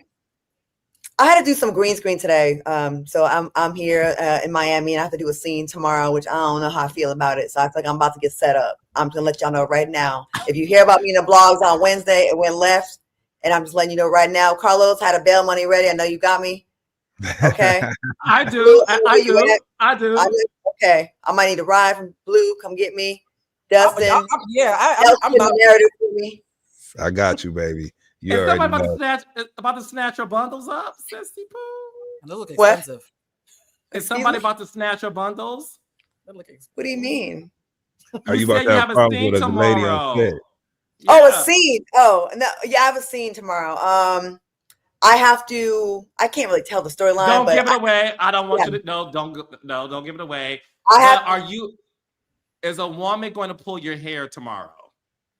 I wish a bitch would. That would never happen in real life. Never. It will never happen figuratively, physically. Last time, when's the last time someone? I'm 52 years old. So back in the 1900s and 90s, I remember them vaguely. it's been a long time. But back, I used to be scrappy back in the day. But now I got my nails done. I'll just sue you, or maybe I'll hit you with a steel chair. But I'm not fighting. But yeah. You're a healed Aries. I love that. I mean, I don't know if I'm healed. I just have things to lose now. Well, that is true. That is true. So, Raindrops, welcome Claudia, Dustin, and Blue, as we are here to get into hot topics, and then we will talk about the latest episode of the Real Housewives of Potomac. So, Claudia, Dustin, and Blue, the latest update that we have with the Kandi and Todd divorce is the fact that People Magazine did an article where they said that allegedly, because it was from a source, the source alleged that Kandi found out Todd was talking to other people. What we know as of now is Todd did counterclaim and asked for him and Kandi to come to an agreement in regards to the child custody situation, and that, you know, he does desire to have physical custody. He also may want child support and alimony if he does have to take care of the kids full time. He also mentioned how he did sign the prenup without an attorney there, and that leaves room for error. Kandi counterclaimed with that on December 1st and said that she will use Bravo's footage from their wedding special to show that not only did he sign it not against his will when they asked him on camera, that, you know, it was a conversation they had already and he was going to do it. So that has been the latest with that. Claudia, want to get your thoughts on it. You know, the last time we did speak on it, you did, you know, say that, look, you're hoping that things don't get too messy and things don't get out of hand. It appears that this may be a situation that gets, as of now, I would say is getting is igniting, just based on the counterclaims of it all. Todd, for the record, has not responded to Kandi's counterclaim on December 1st as of today. Listen, we say it all the time. The person you break up with is not the person you married. It's not the person that courted you. It's not the person you had butterflies over. It's not the person that you say, oh my God, I would never do that to you. Of course I'm going to be fair. Of course it's going to be like this. Of course I'm okay with this. So, you know, I mean, this is just typical. This is just what happens. This isn't special. This isn't different. This is what people do when they break up. Unfortunately, a lot of people do this. I mean, think about every breakup that's gone left. There was probably a time when you laid down with this person, looked them in the eye, and really meant it from the bottom of your heart. Like, yo, it's different with you. I feel differently, you know? And then add on a multi-million-dollar empire on top of that. And with all these eyeballs watching, people are going to feel away. Todd and Kandi both see the people making comments and the commentary on social media make you feel away. And maybe the things you were going to let slide, you're like, fuck that. I ain't letting that slide. Oh, they saying what about me? I'm a suck ass nigga. Oh, is that what Blue said? Oh, Claudia said this about me. What did Dustin and Carlos say? Oh, they're throwing shade. And then people get their chest poked out. I do not think he signed under duress. We all saw the show. Okay. Didn't he get the paperwork months in advance, but chose to sign it on camera the day of the wedding? Is that what happened? Am I right about that? Go ahead, right? Go ahead, Blue. You're correct. They were talking about how it had been a long-standing conversation, and she was confused. She was like, "We've talked about this so many times. Why are you bringing it back up? You already know where I stand," which shows that it was duress. Doesn't that feel? And I hate to talk about either one of them because I like them both, but like we're talking about it, so let's talk about it. So if you got the paperwork months in advance and you waited for a camera to be on you, for you to say, my spider senses would have been tingling on my wedding day when you said on camera, against the advice of my lawyers, I'm going to sign this. I would think you are already thinking about our breakup right now. That's your evidence. That's what you did. Why was this not signed? I get doing it for the show, but the day of, that feels a little premeditated. I have to agree with her. I went back and watched some of it, and what made me sad is I got the impression that he thought that he could either wear her down or embarrass her. Where if I'm wearing you down, you feel stupid asking repeatedly, maybe you'll stop asking. Some women do that. Or if it's brought up on camera and I push back, you won't want to argue with me on camera, so you might back off so that we look good as united front. Neither worked. Kandi was like, I don't know what you're talking about, but you signed the paper, right? Like, she could not be bullied, and so it felt like a covert attempt to push her into doing something he knew she didn't want to do. I think she was more under duress than he was, to be perfectly honest. I think he was being manipulative. Yeah, she also said she didn't give a damn if that paper wasn't signed, it wasn't gonna be no wedding, and she didn't care about turning those guests away. And I love that she was so clear in those episodes, because look, I too, what was that white lady's name? It was like Rachel Dolezal. She was like, I too. So I too went back and watched, you know what I'm saying, the Kandi's wedding special, the 5 episodes. Shout out to none other than Carlos motherfucking King for executive producing that. But thank God Kandi was so crystal clear in her communication regarding the prenup, regarding their previous conversations and discussions of it, regarding Todd, regarding the discrepancy between Todd saying what his concerns were and what the notes from his lawyer reflected the concerns actually being. She illustrated all of that beautifully. And what I like most about it is that it wasn't even intentional. That was just Kandi being Kandi. The way that she was communicating with Todd about that, when she was on the phone, even her stopping her conversation when Mama Joyce entered the room, when she was going off on Todd, rightfully so, on the phone about the damn prenup. Mama Joyce came in, she said, I can't talk right now. I got to go, Todd. I got to go. That was real emotion, real shit connected to the signing of that document. And guess what else it was? Smart. Because just like she said when she was discussing it, and ain't going to be no sign it, so he could say he was under pressure later, he going to have to do it on camera saying, I am not under, duress or whatever when I'm signing this document. So shout out to Kandi for dotting her I's and crossing her damn T's. I hate that it got ugly. I'm sorry. Go ahead. No, go ahead, friend. Question to y'all.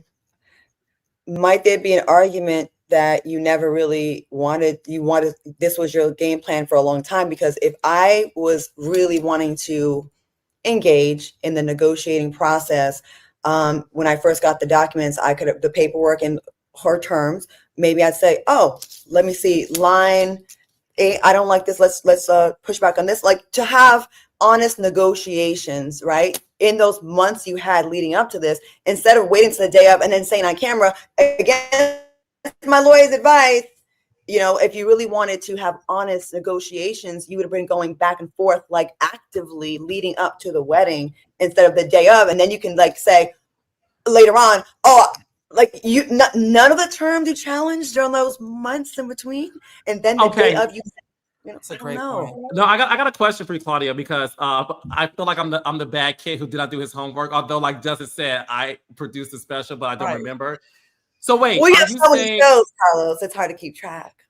God is good, but all Claudia, are you all the time? He's good, but Claudia, are you saying that? Because I don't remember that. Are you saying that Todd said on camera, "I'm signing this against my will"? He said, against the advice of my lawyer, I'm going to sign this. He said that. Yeah. Am I wrong? He said that. Definitely said that. He definitely said that on the show. So if I'm okay, I remember a company strong-armed me to sign some documents, and my lawyer was like, no. But then they did some grimy, like, if you don't, right? So that's under duress, right? That's under duress. That is for real under duress. And like, so having an unrealistic time, like, do it by tomorrow. But when you have months to go back and forth, and you chose not, if he chose not to negotiate and then waited till that day to make that declaration on camera, To me, that's a problem. Now, if I'm wrong, and if they were going back and forth in the meantime, you have more of a case. But the way it is, what it's looking like, again, allegedly, I am not in that family's business. But he did say that on the show. I do remember that. Even if he Claudia. said it though, that one statement can't negate the hours and hours of footage of them going through discussions about the prenup, about what the issues were that Kandi was, standing on, that Todd wanted change. Like there was active discussion going on, active conversations being had about the prenup. To me, I'm no attorney, you know what I'm saying? I wish my girl E was up here right now, but I'll tell you what she said, Dustin. Thank you, because I don't think that one damn line of him saying, against the advice of my lawyer or whatever, that's not going to negate the hours of footage. And I don't know if she has access to like the raw footage, right? But we just talking about what we seen in the final edit. She doesn't know. Kandi nor any Kandi does They not have can't access to subpoena the raw footage, but yes, they can subpoena that if it gets to that point. But Claudia raised a good question that I want to dive into more, and guys, we will recap Potomac as well. But to Claudia's point, because again, y'all catching me responding in real time because I didn't remember that. So Claudia is raising a good question though. Since we know that he did say that, I am signing this against the advice of my lawyers. That's a legal tactic. Yeah, it is. And if you're somebody's wife seeing that, because obviously Kandi was not in the room when that was said. If you're someone's wife watching your now husband say that, would that give cause of concern for you, Claudia?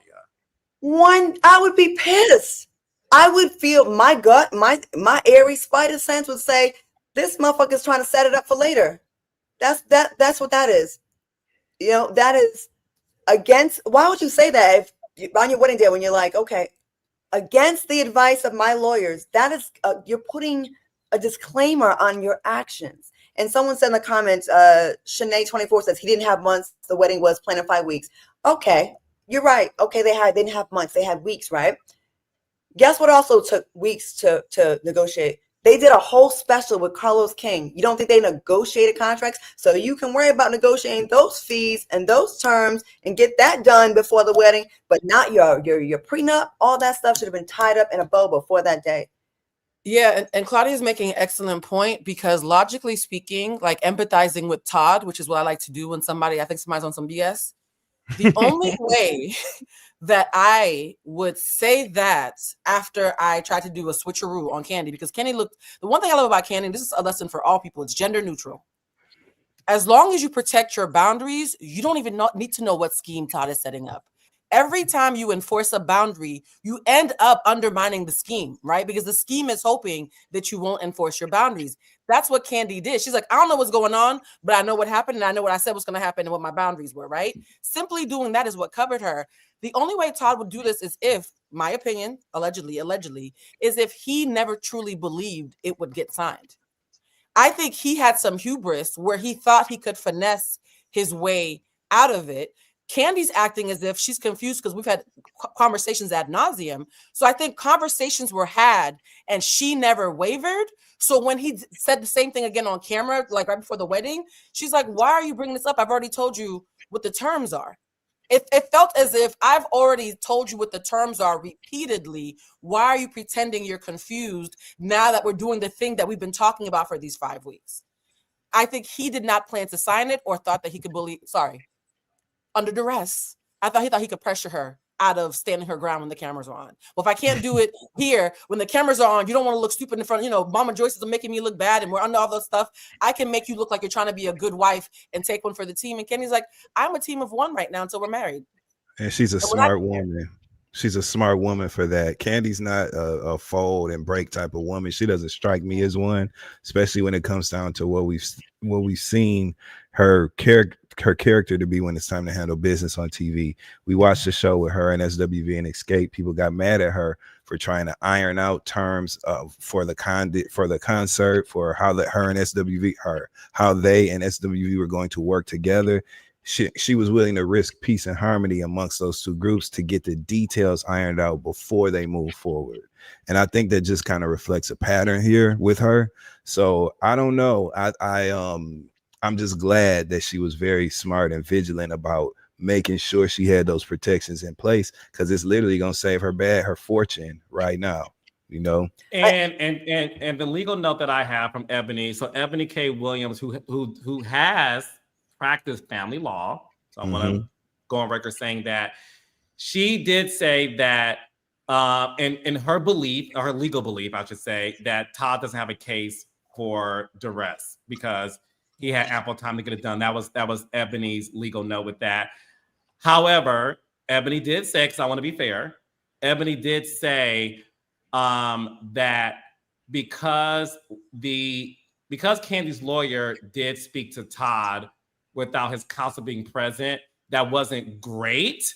But that when it comes to Todd exercising his right to challenge the prenup, she said, look, one of the things that could come up is the idea of the tenure of the situation, because what we do know is, and she gave you a shout out, Dustin, you know, Mary J. Blige's husband, Ken Do, she said, my friend doesn't call him Ken Don't. Ken Don't, yeah. They did have a prenup. He did challenge it, and he does get alimony and child support from Mary J. Blige, although they have no children.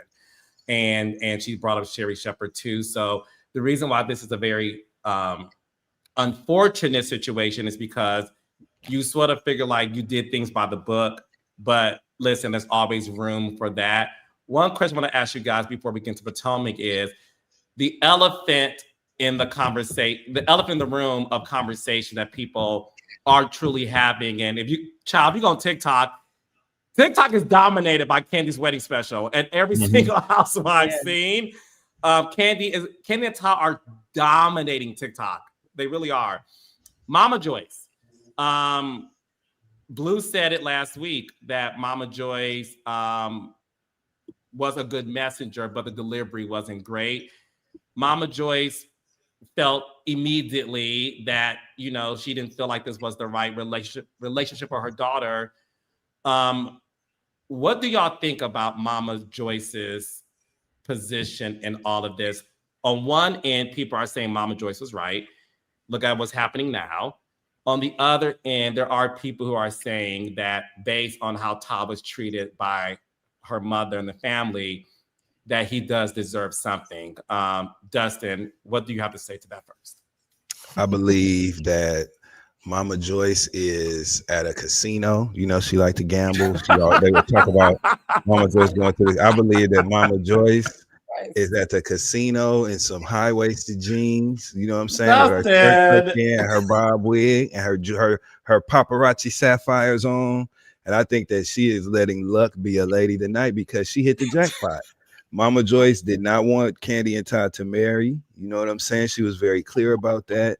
And one thing that we know, I know that Mama Joyce has done and said things that a lot of people take issue with, right? But one thing that we do know for a fact is that Mama Joyce do not fucking play when it comes to Kandi Burruss, her daughter. And she was adamant from day one that Kandi be protected legally, you know what I'm saying? And she said she don't want to choke on a chicken. She don't want something to happen to Kandi, and she choke on a chicken bone and he could tell her to get out. You know what I'm saying? Mama Joyce was always thinking ahead, and we didn't want her to be right about this. You know, Kandi was happy. She appeared happy. Her Todd had a connection that you could see. We always thought they had a cool friendship. We didn't want Mama Joyce to be right about this one, but damn it, it looks like, I'm not gonna say Mama Joyce was right, but their relationship didn't work out. You know what I'm saying? And Mama Joyce was able to see the end of it. So I believe personally her feet are swinging on a stool somewhere in a casino and she's pulling that lever or playing them cards. That's what I believe. She's celebrating. I think she is. And now that Mama Joyce took a liking when I used to live in Atlanta, I need to hit her up. Now that I know she's a gambling addict like me, I'm gonna hit her up because maybe we can I was thinking about you, Claudia. I was like, I've been to Vegas with Claudia. You just described Claudia a little bit, Dustin. I don't know if you know. Oh, ladies, gambling. Yes. Yes, happy. I hate that she's quote unquote right? Because I think up until lately, and I mean lately this last week or so, I don't think Todd was this awful person. I don't. And I do think 10 years in a relationship, like I hate people say, oh, you're a failure. Nowadays, people can't even get to a third date. It's so hard for people with social media. People right here.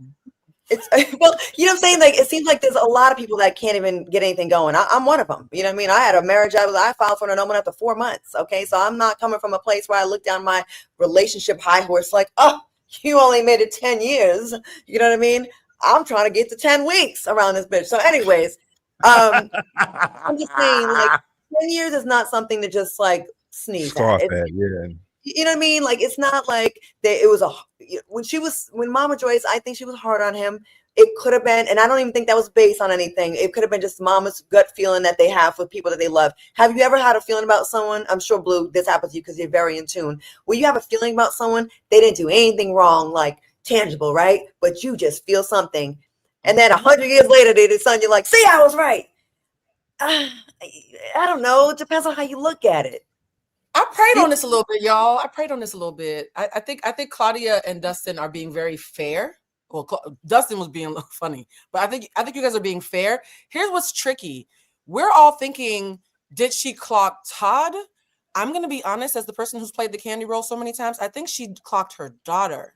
My friends have told me that when I'm with a man that I'm trying to make look good to everybody else, but I'm having to shrink for him, they can clock that in me. I don't think she was clocking Todd necessarily. Yeah. It's obvious. I think she knows how her daughter likes to take care of people. She knows how her daughter will put on a brave face. She knows her daughter doesn't want to embarrass her man. And I think she clocked those shifts in her child. The same way my friends clock it in me. I was like, she only acts like this when he's not doing what he needs to.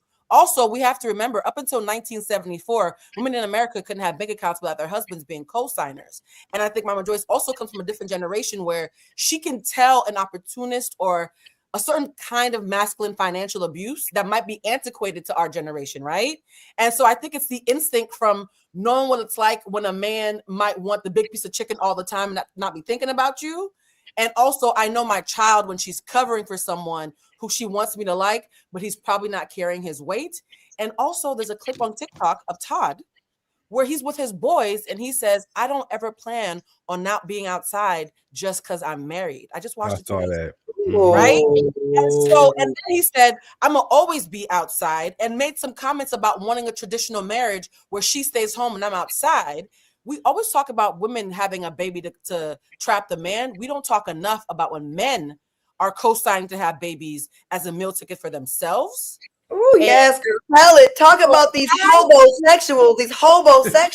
Thank you. I think those 10 years was his gestation period to make sure that he had his meal ticket. And when y'all made jokes, because Claudia clocked it, she said they're watching the comments. He posted a daddy daycare post right after one of our last shows, y'all. Not to say that he's pressed, but I think he is. He posted the kids in the back talking about it's me and daddy daycare. Like, I think this really is a scheme that Todd set up. It took me a while to get here because I was, I love. Do you think it was always a scheme, or it became a scheme lately? Do you think he did schemes like 10? You did long-term scheme for 13 years? No, men have two. Okay, so this is about straight men though, because the men up here have integrity and stuff. There's a two-pronged approach, Claudia. Because I've had a couple of male friends confess this to me. If I can break her and make her the kind of subservient wife that I want, we could make this work. But if I can't, I want to make sure I don't leave. I'm leaving with something. I've had men confess this to me. Talk about the men. I'm leaving with something that get with women that are more successful than them or more famous, right? Mm-hmm. They love to humble those kind of women. They love to humble you. They love to. It's almost like, I don't really love you, but I definitely want to capture you and tame your ass. Power. I made a strong woman meal. But you're trying to tame a Taurus. And I think Kandi pulled more bitches. Now, can we say that on the record?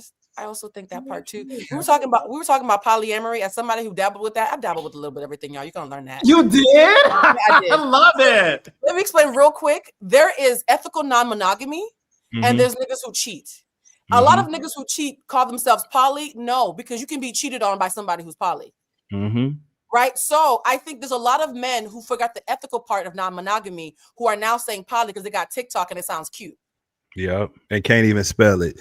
It ain't but 4 letters, but anyway, yeah, I get all of that. I just think if that he played the long game like that, if this shit was a long con, that is like insane levels of deception, of deceit, of you being sleeping with the enemy. You know what I'm saying? If you laying up with a motherfucker for over 10 years, 14 years, they was together 14 years, married 11. You know what I'm saying? You having multiple children, starting businesses together and shit. That's just that's a hell of a two-faced situation. So I don't know, dog.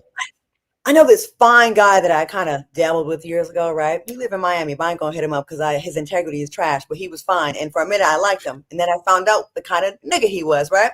Yeah. He ain't watching. He was with this white girl, right? She looked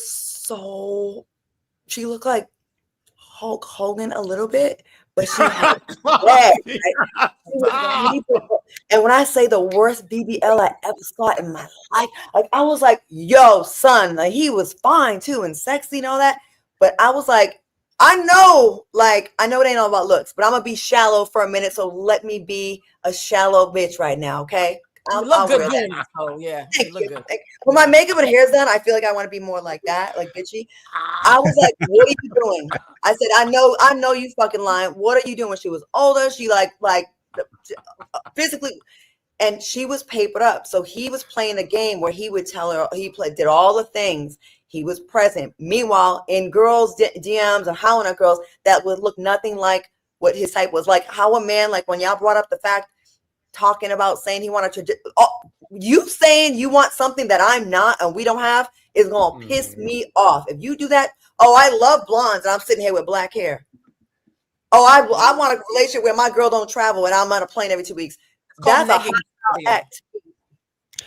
This is 2025. It's 2025. It's time to throw out whatever we thought the model was for a relationship, right? We've seen time and time again where rich, wealthy men have younger wives or younger girlfriends that they take care of, and that's like understood, right? If the tables have turned now in society and we have rich, successful women in their own right who are able to trick off on a nigga or whatever, I'm fine with it. My thing is not for me. I'm saying not for me. I'm talking about I'm fine with them doing it. I don't think it's anything wrong with doing that if everybody's transparent up front. You want to be a cap nigga, tell her that. Like I'm just here to be, have a good time with you. And my expectation is that, whatever the fuck, a woman might be all right with that without the emotional attachment. She may be all right with an arrangement. You just never know. So if that's true. What they was doing, say it up front. The problem comes in when you deceive a person and you do what we're talking about, which some people are alleging that Todd played a long con game on Kandi. That's where the problem is. When you deceived someone, when you weren't upfront with whatever was your intention was, that's the problem. But if rich women are keeping niggas and that's what it is, then let that be what it is. Just be upfront with it. Because I think it's a great pivot. Just to be clear, though, I'm seeing some. I do think that Todd loved Kandi. I do. I don't think he didn't love her. I don't think he didn't have a lot of fun with this woman. I think they had a bond. I do think all of that. I saw someone in the comments saying that Kandi needs a billionaire. That sounds good when people say that, and people say this all the time. Power couple, power couple. Show me outside. Show me where it really works. There's always an unbalance, right? And sometimes when the woman's in the power and the man's not, he feels away. So he gonna get his get back by cheating on you or humbling you. I rarely see a boss woman and a boss man together where it works, where they're both happy. It's so, I don't know why. It seems like there's always someone that's gonna, want to be more about them. What do y'all think about that? Do you think it's possible to truly have a power couple where equally yoked and got it going on? Or is it always like a balance, like an unbalance where you just got to figure out if it works for you? I think because there's a lot of rich women that have men that are a lot of rich women that have beta men, but he makes up for it in other areas where he's the best support system. He's reliable. He lets her kind of do her thing. Yeah. And I'm okay with that too. I think it only works if the man does not want to compete with you. Like I think because think about it, Stedman and Oprah, everybody keeps forgetting Stedman was rich before Oprah, is a very alpha male. He just doesn't want to compete with his girl. And taking money out of this for a quick second, I have a friend, I hope she watches this. Hey girl, I'm not gonna use your name. She broke somebody's heart 15 years ago. He's been trying to get with her for 15 years. She finally got with him and he broke her heart within a month. They always Payback. tell women, do not date men who you've curved. Justin, stop. They always tell women, do not date men that you've curved, because he's gonna play the long game just so that he can reject you back. And so, Dustin, I know it sounds crazy because you're a good man, Savannah, but there are lots of men who will spend years just to finally be able to say, if I want to humble you, and if I can't humble you, I'm gonna make you pay for it. So this is not as uncommon as we are framing it. You can love somebody and still want to humble them. They're not. And do not ever get with a guy that says, I wanted you all these years and you curved me, then you finally get with him. Oh, he is going to screw you a few times, good D, and then he's going to, I'm like, and then throw it back in your face. All these years I was after you, and you didn't give me the time of day. Now I'm getting you back. Business card, Claudia. That's a little bit too much on the nose. Like, okay, girl, I'm sorry. This is okay. No, this is that good. That happened to me before. Okay, Dustin, do you want to say anything about Hell this? No, I ain't got no comment. I ain't got no. Okay, Don't get with your fans, ladies. Don't get with your fans. I'll make a comment, and then we're gonna move on to the topic. We gotta do a whole other episode about this, because I like this shit. Okay, I'll say this, and this is gonna be very unpopular, maybe, or controversial, and that's fine, because we live in a world where people don't want to be honest. Of course, in life, anything is possible. Nothing's 100% in this life, right? So yes, you have great examples of Oprah and Stedman who are still together. I do think, if I'm able to add an anecdote to that, is the fact that they're not married. Mm-hmm. And Oprah Winfrey has said out of her mouth that if she and Stedman were ever married, they would have been divorced. Because she said that there's something about this. I'm paraphrasing.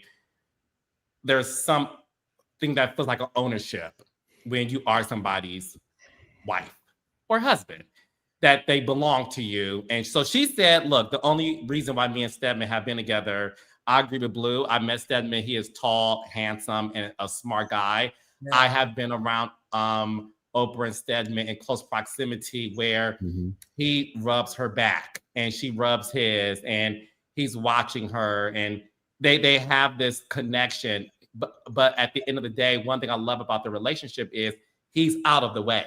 Yeah. He's out of the way. And when I produced her final season of her talk show, it never aired, unfortunately, but we were allowed to film Stedman at his job. Like, we filmed him working. Yeah. And it was a great experience. So I think, yes, there's always going to be an exception to a rule. But I will say this. I don't believe in power couples. That's my thing. I think it sounds great. I think yay, 2000. I think power couples to me are a couple who are together for the sole purpose of uplifting one another. Mm-hmm. And when you look at someone like the one example I look to is Steve and Marjorie, right? Mm-hmm. And I'm gonna tell you why.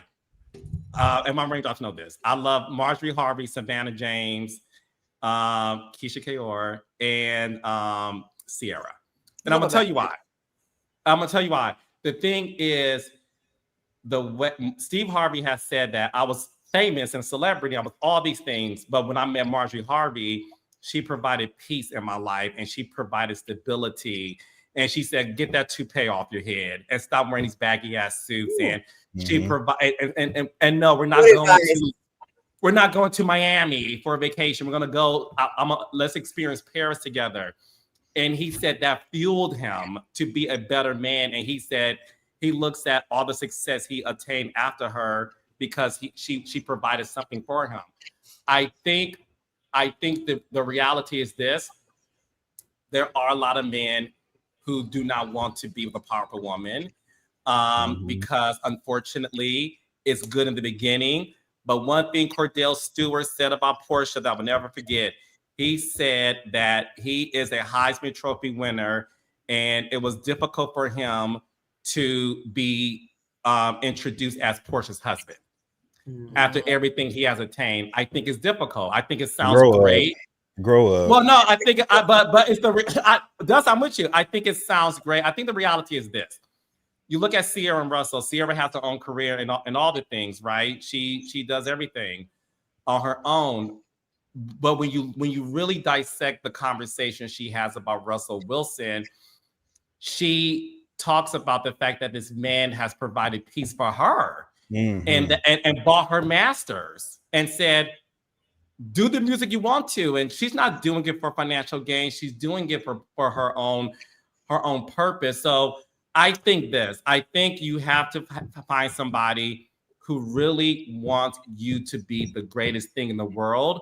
And I think the only way that can work is if the two of you, like Claudia said, Dustin said this, if you two have an honest conversation, spoiler alert, there are some women out there who don't mind taking care of a man. It is. Yeah. There's a lot. There are. There's a lot. There. I know somebody, nameless, whose husband does not work. He doesn't work. But what he does do, he fixes things around the house. He's able to pick up the kids. She comes home and everything is fixed and everything is done and it's peaceful, and he doesn't mind it. He does the lawn. He does all of the handiwork, but it works for them. So I think you got to have a tough conversation as couples about what works for the both of us so that we can empower each other. So instead of being a power couple, be an empowerment couple. That's right. Yeah. Or be like Kerry Washington husband and shut the fuck up.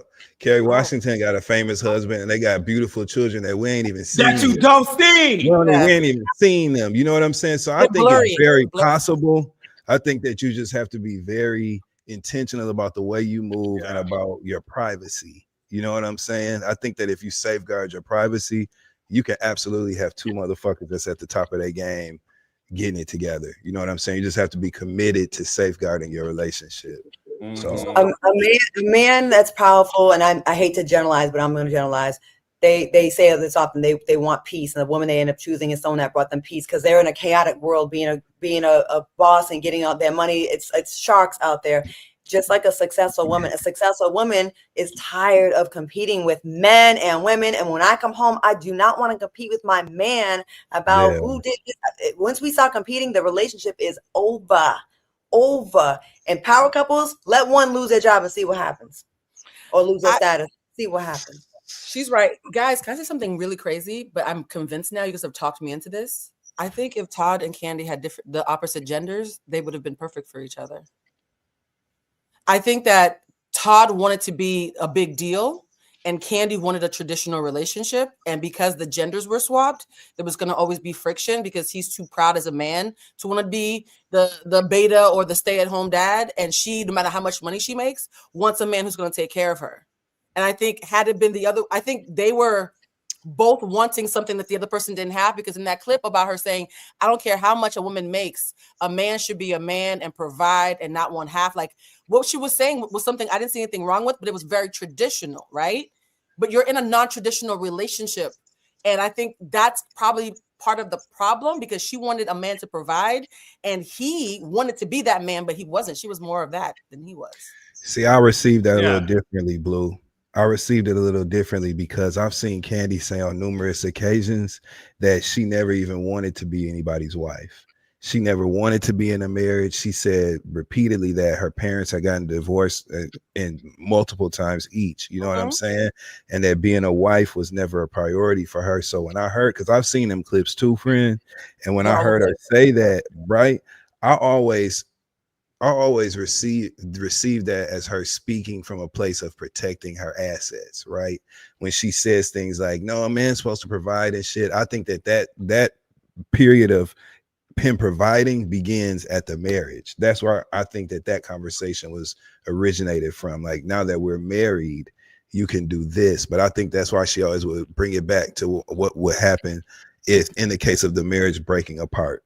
When she would say like, well, man's supposed to provide, he ain't supposed to want half. You know what I'm saying? She would, when I saw her speak about that shit, she was always speaking about it from a perspective, or at least this is how I received it, right?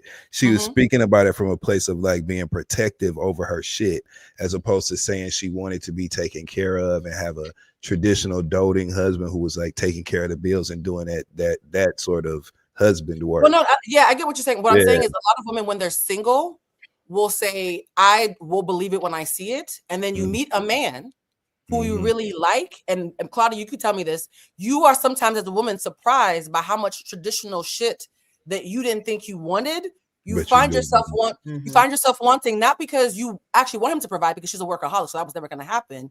But you like the security. Somebody once told me, when a woman says provide, she means safety and security. She wants to know that if she gets sick or falls apart, you got me. That's what she actually means. She doesn't mean that she doesn't want to work. She wants the option, even if she never uses it. And I think Kandi falling in love with Todd and saying, hey, I met a good man. I want to have babies with him. I want to do life with him. I think even if she was thinking business-minded, she also wants to know, if I never do another show, if I never sell another album, do you got me? And I think he would have loved to have been that, but she was more able than him. So we have to table this, and we'll move on from this. conversations. No, it's just no. We'll do a separate episode about that. But speaking of relationships, let's get into Potomac and the relationship, platonic, of course, between Monique and Giselle Bryant. So in this episode between Monique and Giselle, these are two women out the gate, season 3, Dustin? Yep. 2. Yep. Monique came on season 2, right? Yep. Okay, season 2. They did not get along. They just never got along. There were, tons of situations between the both of them that they just said things about each other. They decided to meet up. Monique is back as a friend to the show. I want to get Dustin thoughts on, what did you think when you saw Monique and Giselle Bryant have a one-on-one sit down, and what that conversation was like for you as a faithful viewer? Yeah. Well, we've been watching this show for 10 seasons. We remember Monique's complete journey up until now on the show, when she came in season 2 and when she departed after season 5. And I think that Monique was kissing Giselle's ass in that conversation, and I didn't like seeing it. I felt like she was way too accommodating, way too forgiving, based on Giselle's disposition in that conversation. Y'all know me personally. Humility in friendship and in relationships, I'm all about that. Ain't no ego in friendship to me, but they ain't friends. And Giselle sat at that table very much in the posturing of, what you got to say, so I can make a decision on whether or not I'm going to be respectful towards you and embrace you as a new acquaintance. But I felt like Monique was kind of playing the game, because Monique wants to be back on the Housewives of Potomac. When she was on Watch What Happens Live this Sunday, there was a little blip where she was saying how next season they were asking her what she was going to show, something about what was going on in her life, and she was like, maybe I'll show that next season. She said it real quick, you know what I'm saying? And Andy had cut to something else, but you could tell she wasn't even comfortable saying it, because it felt like it kind of gave away her intentions. Monique is coming to play nice. She don't like Giselle. Giselle don't like her. They never gonna like each other, but they do know how to be housewives on the same cast. So that's all that was to me. It wasn't nothing. I don't believe anything about what happened in that conversation, but I respect it. I respect the fact that they're professionals. Right. And they know that in order for this show to be good and to continue, they have to figure out how to cohesively work together. And I respect that tremendously. So I was glad that that conversation went that way, but we know what that was. Claudia Jordan. I'm an optimist on this one. I was like, whoa, I saw massive amounts of restraint, because there's a couple times Monique could have been like, fix your face. Why you looking like that, Giselle? And she was like, it felt like someone that knows that I used to be off the chain and choke a bitch out or punch a girl in the face, and I've done some inner work maybe, or some can say she wants to be on the show, but to me it seemed more than just being on the show, because I saw no signs in her face of like getting ready to pop off. It seemed like she really was coming in peace to me. I mean, again, I'm new as far as watching the show every week. Like, y'all are historians on the show. Y'all know the long history. I don't. So I'm coming in with fresh eyes. Like, from what I see as like a newbie, I'm like, wow, I saw hope there. I think it won't be long term, because they're very big personalities, and it will take very little for it to go left. But right now, when they both left, they seem like that, friends that have like a little niceness. Okay, yeah, bitch, I see you too. Okay. I can see that being a very entertaining part of the show, if they kind of, join forces, even if for a few episodes. I hope they do. You don't think it's gonna last? I don't think it's gonna last. Really? Am I way off with that? No, you're not way off. Blue to Lusma, your thoughts? Well, it's so funny. I'm happy you guys went first because my thoughts are both. I think, no, seriously, I was like, oh, this is a relief. I don't have to say much. I think Monique did a lot of work on herself. I think she worked through a lot of trauma, got clarity about her reactions and what triggers her, got control of her emotions, and is now being strategic to make a check. I think it's both. Because on the healing, I will say this. There's certain things that Monique said that I was watching to see if she was faking it. On the EQ scale, I would give Monique an A-. And the only reason why it's an A- is because of what Dustin said, the manipulation factor, right? So you have the skill, but you're using it for a covert purpose. I would give Giselle a C. A C. Because Giselle was so busy trying to hit her beats on her shady moments, she was losing an opportunity to create a sincere ally with Yvette. She was so busy trying to be nice, nasty. She didn't realize that Monique was like, no, this is East meets West. This is like we're at Nipsey's funeral and we're trying to call a truce. Why are you still shooting at me? I'm trying to get us both a check in a storyline with each other because neither of us have a husband. Like Monique is like, bitch, I'm trying to get us to someplace. Like, play along, bitch. Like, so I think that Monique was being strategic, but I also do think that she did some healing. Did you? Oh no, I was gonna say, when I watched the scene, and this is somebody who has watched the show since season 1, I saw 2 coworkers doing their job. Yep. And there's nothing wrong with that. You know, like they were never friends. So I listen, when I saw the scene, it's funny because on one hand, a lot of people thought like it was going to be this drag out confrontation read fest. I did not think that. Me either. I never thought that. I think Monique and Giselle, that's not who they are if y'all really watch the show. And then on the other hand, there were people who really thought it was going to be like we're going to like ride off to the sunset together. I thought neither. When I saw the coming attractions, I thought, okay, this is a moment where 2 people who never got along are able to have an anticipated conversation that the fans want to see. I think the scene for me was for the fans only. It was for the people who has watched the show since season 2. I think Giselle and Monique understood the assignment both, that we're on the show together. I think Giselle and Monique both do not want to regurgitate any past beef they had, and I'm thankful for that. But I also don't think they're going to be friends hanging out outside the show. I don't think they talk on the phone together.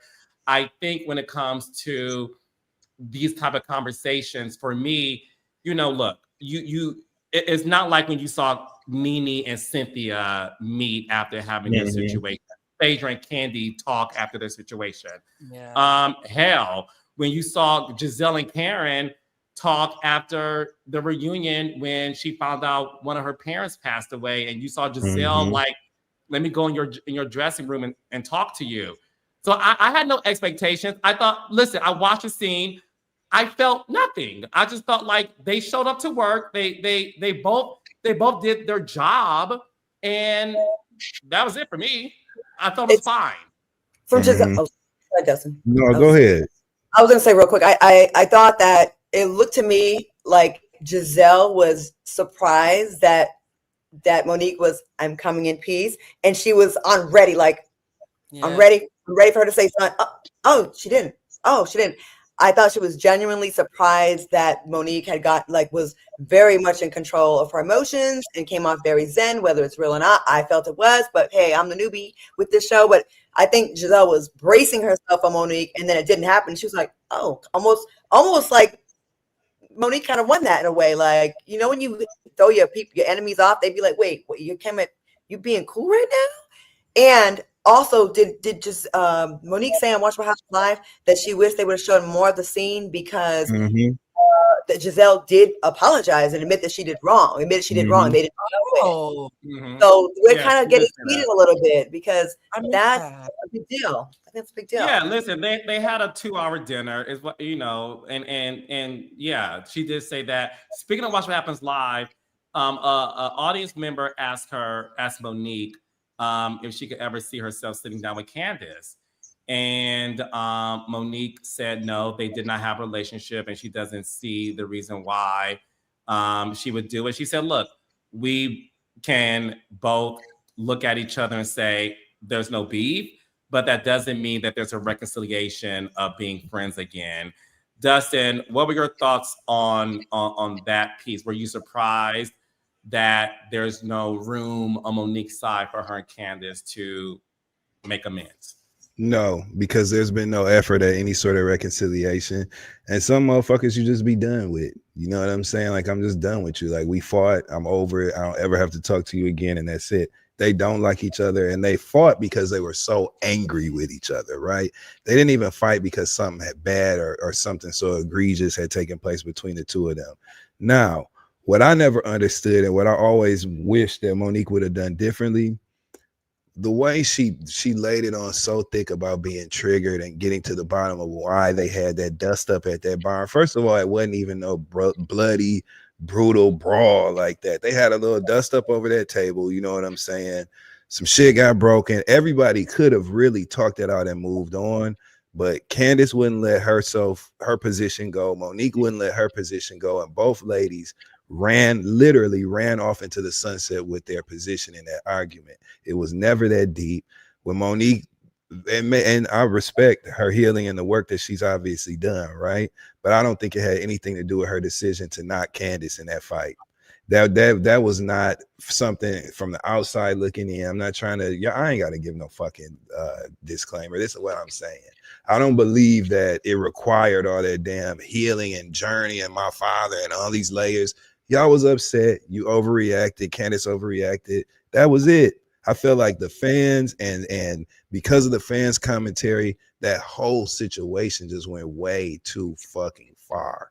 And I don't think it required all this introspective work that Monique continues to attach it to, instead of just saying, you know what, I feel bad about my actions, which she did. You know what I'm saying? I feel bad about my actions. I'm sorry the shit went like that. I just, I would have did differently. I don't think she owed them all that introspective work and all them comments about her family life, her history, her daddy, all that shit. It was never that deep to me. You know what I'm saying? So I think when it comes to them not reconciling, they just don't fuck with each other. And sometimes that's okay if you can respect each other. Move on. You know what I mean? Yeah, I agree. I think this is the manipulative part, guys. Let's say you went through a nasty divorce. She made that really graphic story about he'll never be inside of me again. I'm still recovering from that statement. I was like, that's a lot of information at brunch. But like, wow. I think something happened to her where she has a problem keeping in her emotions when it comes to colleagues, probably her ex-husband, whoever else. I think the healing happened for a myriad of really nuanced reasons. But because she's healing and also being manipulative because she wants to be on the show, she knew the place where it would be the most accepted and get the most highlight and make it into the cut was to assign it to what happened with Candace. So that's why I think she's healing and being manipulative simultaneously, where she's doing things, but she's re-editing where she's placing them so the audience can feel an attachment to it. Because you just saying, me and Chris were having bad sex for about 5 years. My check didn't clear. I done pissed off X, Y, and Z, and I need to go figure something out, right? Like, I don't think that story would get as much attention, but assigning it to her big kaboom suddenly makes it relevant. And so it's interesting watching somebody who I believe is healing and being manipulative simultaneously. It's fascinating to watch. Definitely a skill. Oh, it is. She's learning how to juggle on camera. Well, one skill that somebody does have, that is Ashley. Ashley is dating. I'm going to have Dustin take this away because I'm going to be very honest. I did fast forward Ashley's date, so I don't know what happened. Nothing. Listen, y'all not gonna act like. Listen, raindrops. Let me know in the comments. Y'all not gonna act like there's certain scenes that you're just like. And listen, y'all can read me on my own show. Probably be fast forward scenes of your show. Okay, fine. Thank God for remote control. They lying. My thing, it's fine. It's okay. But I literally, I'm not invested in Ashley dating. I'm not invested in it. I think Ashley is doing a great job being a villain this season. Congratulations. I love that. But to see Ashley on a date, I literally fast forwarded. I made my oyster mushrooms with a little splash of paprika. I took Brody out for a walk. I came back, was commercial. And then I watched, Greg and, KK's Mom and Angel get a ring. But so Dustin, what happened on Ashley's date? A bunch of bullshit. Which is why you fast forwarded it. You knew that it wasn't anything of substance or anything real or relevant to the continued story that she's telling on this show, right? That's some boy that was at that speed dating situation. They went on a couple of dates. They probably did hang out in real life once or twice, but he was never a suitor for her. He was never anybody that she considered for long-term partnership. He was never someone that she considered having a baby with. That's why she sat there at that arcade that they were at on the date, right? After you dating somebody, you used to be married to a motherfucker in his 60s. Okay, that looked like he was in his 80s, and you think that she's going to be interested to go to the arcade and pull a pinball machine, throw a skee ball? Like, that's not something that she's, you know what I'm saying, even into. And that's why she was laughing when she tried to have the serious conversation with him at that restaurant, talking about, it's been a year and had a year and started to consider things. It was fun. We were just having fun. Ashley, but I will give her this credit. She did lay it out what the problem was. You broke. You ain't got no damn money. Oh, she said that? She said it. She said financially there's an issue. You know that you can't step up the way that I need you to. He said, well, how do you know what my finances are or whatever? And she was kind of like, we up, you know what I'm saying? If they're throwing basketballs over here, you know what I'm saying? And pulling shit out the machine over here. And there's nothing wrong with that as far as a way to have fun. She just was never into it. And I actually felt like that was kind of fucked up to do to him, low key, because you could tell in his face he was a little bit more into it than she was. And we saw his face kind of crack in that scene. So she said, "You've never taken me on a trip." And he said, "I invited you to Pittsburgh." I said, "Sir." Claudia, she did. He did say Pittsburgh. Claudia. Oh, you don't remember I invited you to Youngstown that one time? What? Wait, Claudia. We were just in Flint. We went to Providence. You don't remember that? No, Claudia, Dustin, and Blue. I'm low-key mad I missed the scene. That sounds funny. No, it is. You definitely would have laughed. I'm gonna tell you this, and I went. Listen, a woman that is really into a man, and you're really into him, you can be at an arcade with him and have a great time, and then go home and fuck the shit out of him, have a fantastic electric sex because you're like, I like spending time with you. If you're not interested, you don't respect him because of you don't respect his career or whatever your issue is. She was like, it feels like pulling teeth. Then you feel the ridiculousness of playing video games. But when you like someone and you feel it for them, all that stuff is fun. You can be at Denny's getting a French slam, and you're gonna have a good time because you rock with his spirit. I went to Denny's with a $50 million dude one time. We had a great time. It was not about money. She don't like him, so that's why she don't like him. And he kind of gets bland, but it did feel mean. Like I'm like, yeah, you brought him on the show and on that scene to diss the hell out and tell him he broke, and he only offered to take you to Pittsburgh. Well, not even take you. I think he wanted her to meet him in Pittsburgh. I don't know. He was looking at her with that same haircut and that same face that her oldest son be looking at her at. He looked like a kid. He looked like a little kid when she said that to him. He was devastated. Face crack. He looked up. Well, how do you know? And them curls, I was like, he looked just like Dean. Ain't Dean the oldest one?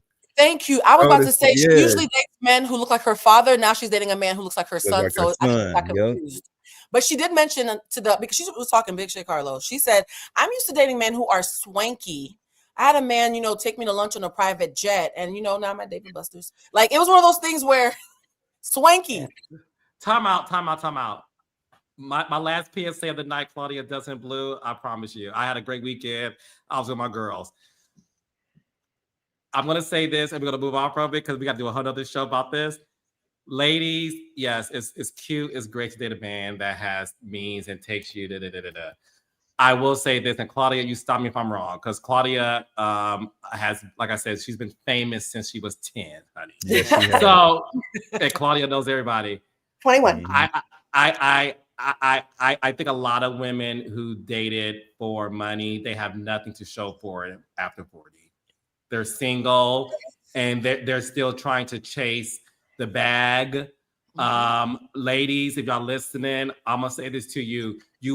Don't waste your 20s and 30s chasing a rich man because you're gonna be single in your 40s. And if that's what you want to do, then fine. But to date a man solely because you want to have lunch on a private plane, I promise you on everything in life, you will never, ever, ever find happiness. You just won't. It's true. The men who have been the most generous with me have not been the millionaires. The millionaires collect you like an infinity stone. You're one of many. And they'll let you be rich adjacent, be around their money. But are they investing in your business? Are they helping you? Are they going to help you paint your fence? Are they going to like set up your equipment for you when you're like about to go on air? Are they going to like be there and pick you up from the airport at 5 a.m.? Or are they going to send someone to come get you?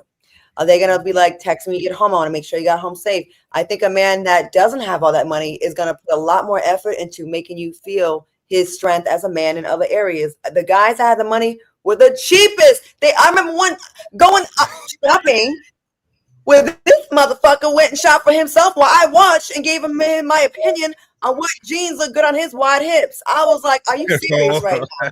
Not wide hips, Claudia. No. Are we talking about my friends? No, sorry, go ahead, man. Yeah, girl hips. Claudia. He had hips. No, was he shopping at Lane Bryant? Where were you shopping for the hips? Should have been Claudia. Weatherbane. Yeah, I remember Can I be Weatherbane. honest? I have a thing about men with hips. It freaks me out a little bit. Nothing against. It freaks me out. Like if we're both the same, I get freaked out. I can't. Yeah. Okay. Same. Speaking of shopping, Claudia, you have been. I remember a story you told me. One of your exes, it was a high school, college, bought you a diamond necklace or something. Tennis bracelet. Tennis bracelet. Okay. So Claudia has definitely, since she was a baddie back in her teens, honey, and still is now, has had jewelry, be gifted to her. It was Claudia. fake, Oh, never mind, child. but I was 94. The year was 94, but he topped that off with a fake tennis bracelet. Goddamn. So we see Kiarna, Lord Jesus, boyfriend Greg. He is going ring shopping. He's with Angel and he's with KK's mom. They saw rings that cost 1.8 all the way down to $100,000. I thought the rings looked nice. Greg looked like he did not want to be there, that he was also showing up to work on behalf of the fact that his lady has a peach, in this case, a flute. I didn't listen. I'm going to say this, and y'all can read me too on my own shows if I make this happen. I think I stopped doing this too, so I'm going to read myself.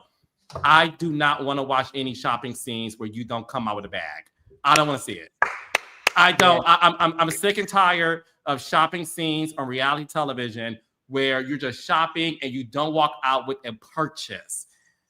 It annoys me. I can do that myself. I can go on Rodeo and look at glass. Anybody can do that. These shows are aspirational. We want you guys to show us something that we normally don't see. All of us can go to a jewelry store and look at everything and walk out saying, wow, that was nice. So I didn't like that. Claudia, what did you think? Because the pressure was put on him. Like he was kind of damned if he does, damned if he don't. If he bought a ring, there's going to be a bunch of people. That wasn't enough. You didn't get the most expensive one. He didn't buy a ring. Y'all faking it. He didn't want to marry you. That's a no-win situation. I would have never done that scene unless the only way I'm doing that scene, if me and my man had to talk and be like, babe, if you're not going to buy the ring, let's not do it because I'm going to look stupid. There's no win from that scene. Like, oh, you tried on a ring. I tried on rings too. I went to Tiffany's and tried on all kinds of shit I can't afford. That shit was cute. But I left with a Forever 21 bag that day. Okay, so no, don't do that. Like, expect stuff look goofy, But I don't know. I mean, yeah, because it's giving. It doesn't help her case when she's saying he wants to marry her or it's going to happen because he was like, oh, I got to discuss it and all that. No, don't do a scene with me in no diamond store. You ain't buying diamonds. Both gonna look crazy. What if I say, oh, I might give you head tonight. And then I just stand next to it. Claudia, that's demonic, Claudia. I'm not even touching it. My mouth is nowhere near it. But I'm going to make it look like I might. It's a great analogy. Nobody wants that. That's all the parties. Bitch, I'm happy you're No. back. I'm so happy you're back. I'm so sorry. What is wrong with you, Claudia? I'm painfully honest. Well, since we being honest, it wasn't but one person in that whole scene who had any business on reality television, and that's Miss Michelle, Kiana's mama. Ooh, Angel ain't got no personality, and neither do Greg. But the difference between the two of them is that only one of them is on the show. Angel, you got to stop. You know what I'm saying? This coming into these scenes, trying to shift the energy to a place of reflection and serious deep thought is not the move on these shows. Why are y'all in this jewelry store and you literally take the attention of the camera and go, well, but to be here 10 years ago, we sat and Kay and I, you know, she starts talking about this 10-year-old memory that nobody gives a fuck about. Everybody moved right on past. You know what I'm saying? That's the problem.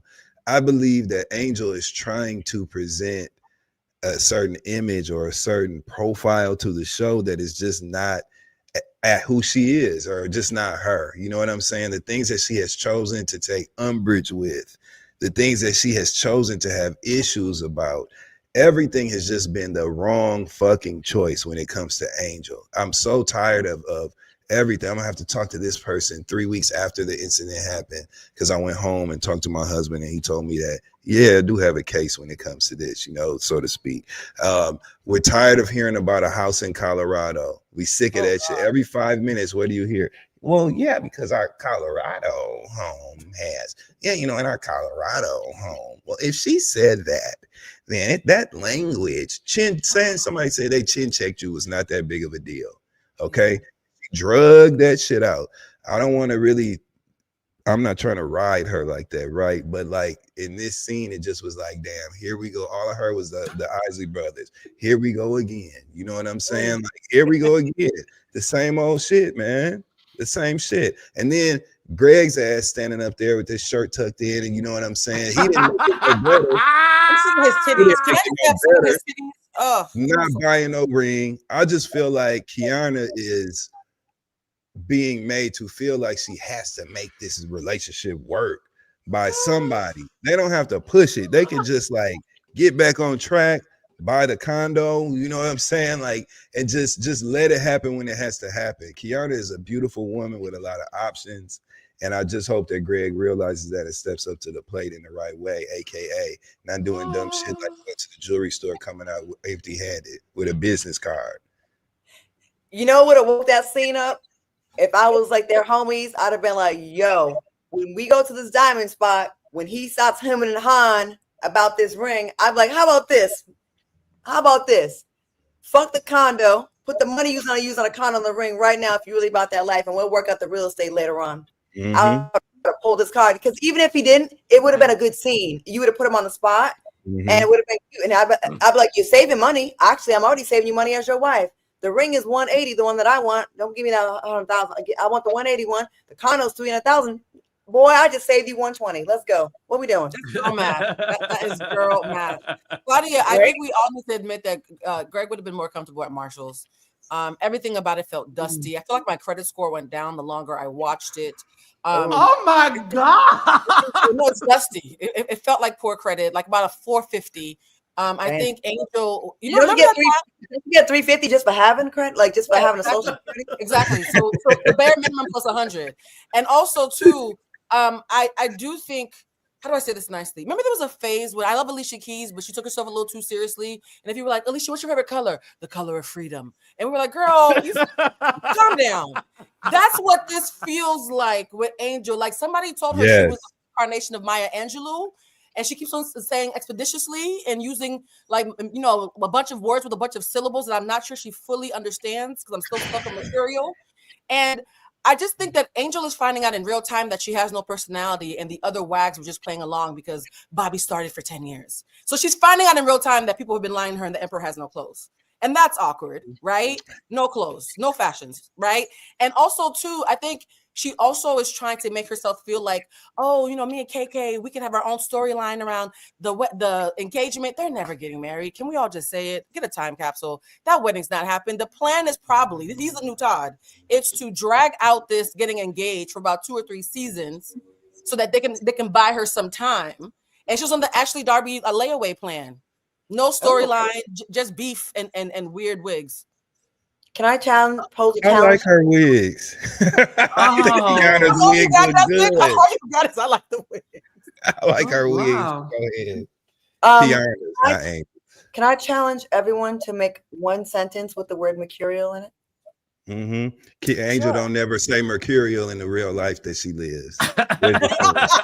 Angel don't use the word mercurial in her vernacular. I can use it How about as that? true. When I'm PMSing, I'm very mercurial with my ex. So it just means moody and combative. That's all it means. Right. Bitch, the whole point of talking is to communicate. If you're using words and nobody understands you, you failed. Carlos, do you have a sentence, mercurial sentence? Listen, this has been a very mercurial episode because baby, I don't know what to say. It's hard to moderate this panel. Lord. I'm gonna make a confession. As a former journalist, I have to go ahead and maybe my school wasn't that good. Until Blue just explained it, I didn't know what the fuck the word meant either. So, but I don't go chasing waterfalls, and I'm not going to use a word that I don't know what it means. Nope. Sorry. Thanks, Blue. Yeah, she sounds like cat in the hat. She sounds like cat in the hat. Please stop, Angel. Please. You could just tell that it's forced. That's the thing. You could tell it's forced, and that's what makes it be like. Please. Well, going to another situation that people felt forced was Dustin. Did you feel this altercation, verbal altercation, raindrops, that occurred between Stacey and Tia and Ashley was provoked or prodded or warranted? So here is Stacey. So Stacey does have a cannabis line. As you know, Wendy's husband, Eddie, has one called Happy Eddie.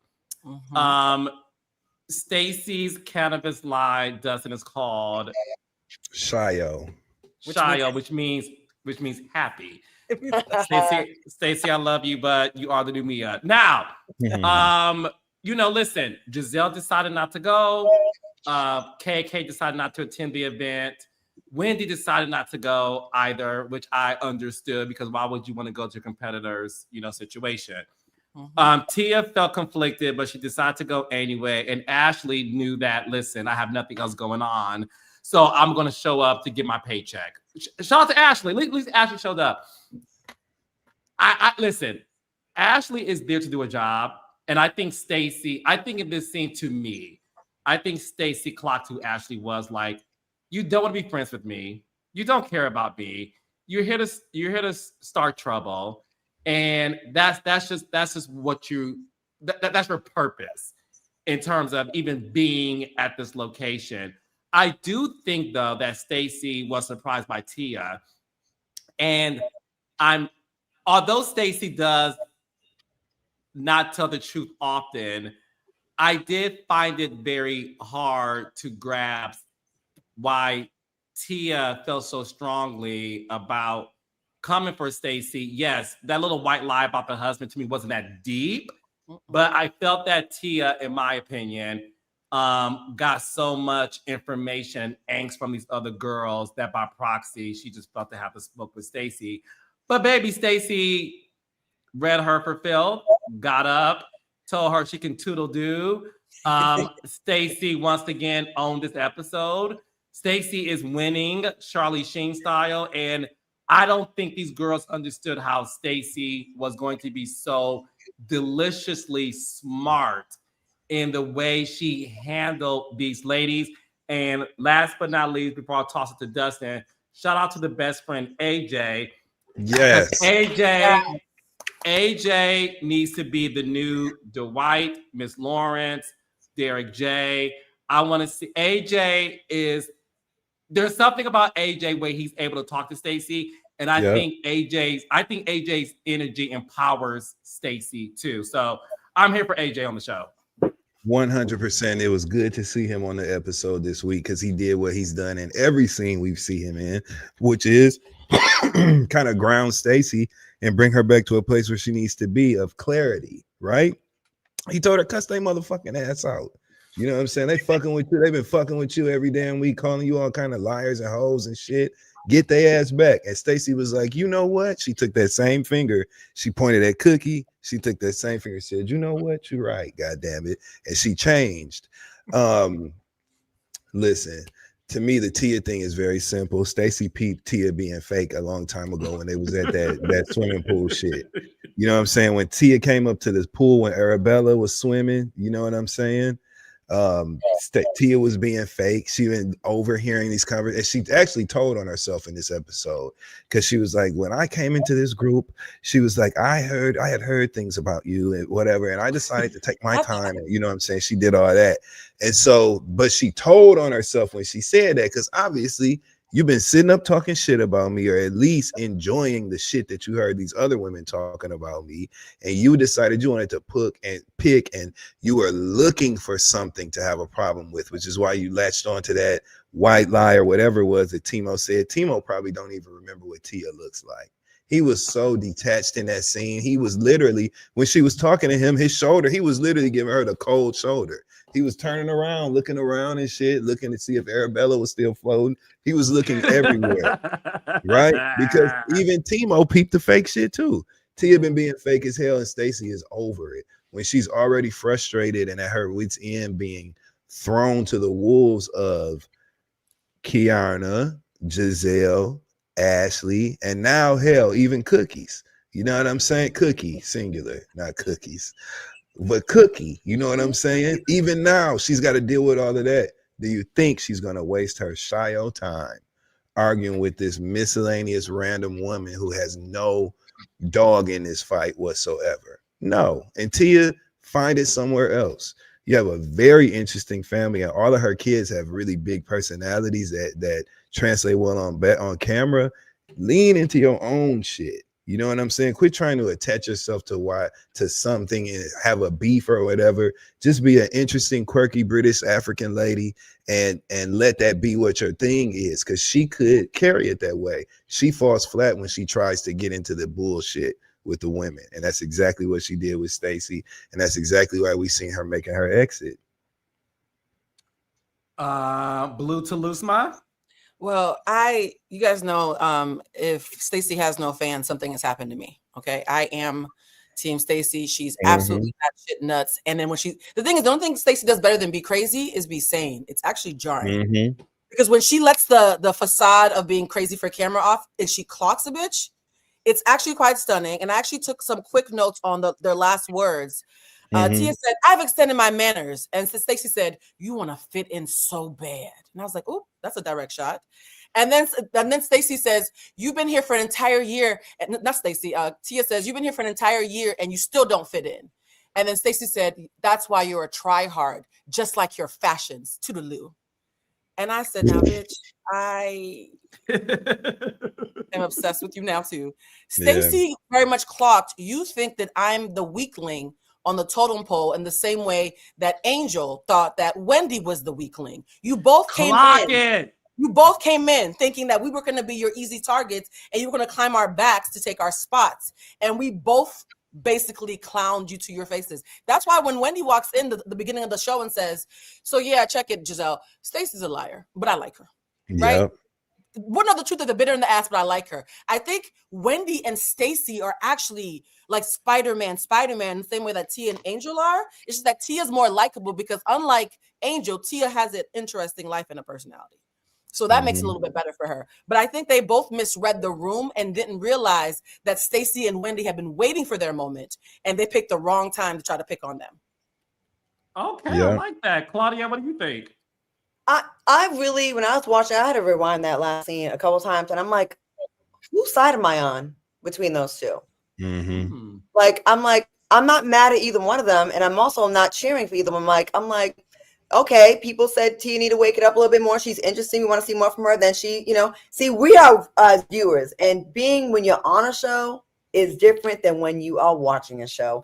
And when you are on a show with someone, when they lie a lot, now it's funny to us because we don't have to work with them. Right. But I can imagine when you're working with them, it comes off probably a little bit more annoying. And also we got to think, what are we not saying? What was cut out? because Tia hasn't turned up, and then she turned up on this one. She turned up, and I was like, damn, like what's going on here?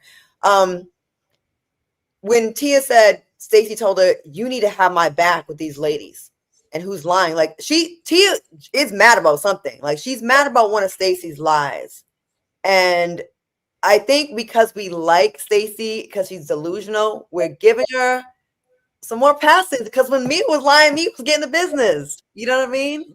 But it wasn't No, harmless. it was. I have Yeah. a question, It was Claudia. interesting. I have a question, Claudia. If everybody, Dustin. if everybody thinks, oh my God, Claudia is the fun one and she's beautiful X, Y, and Z, right?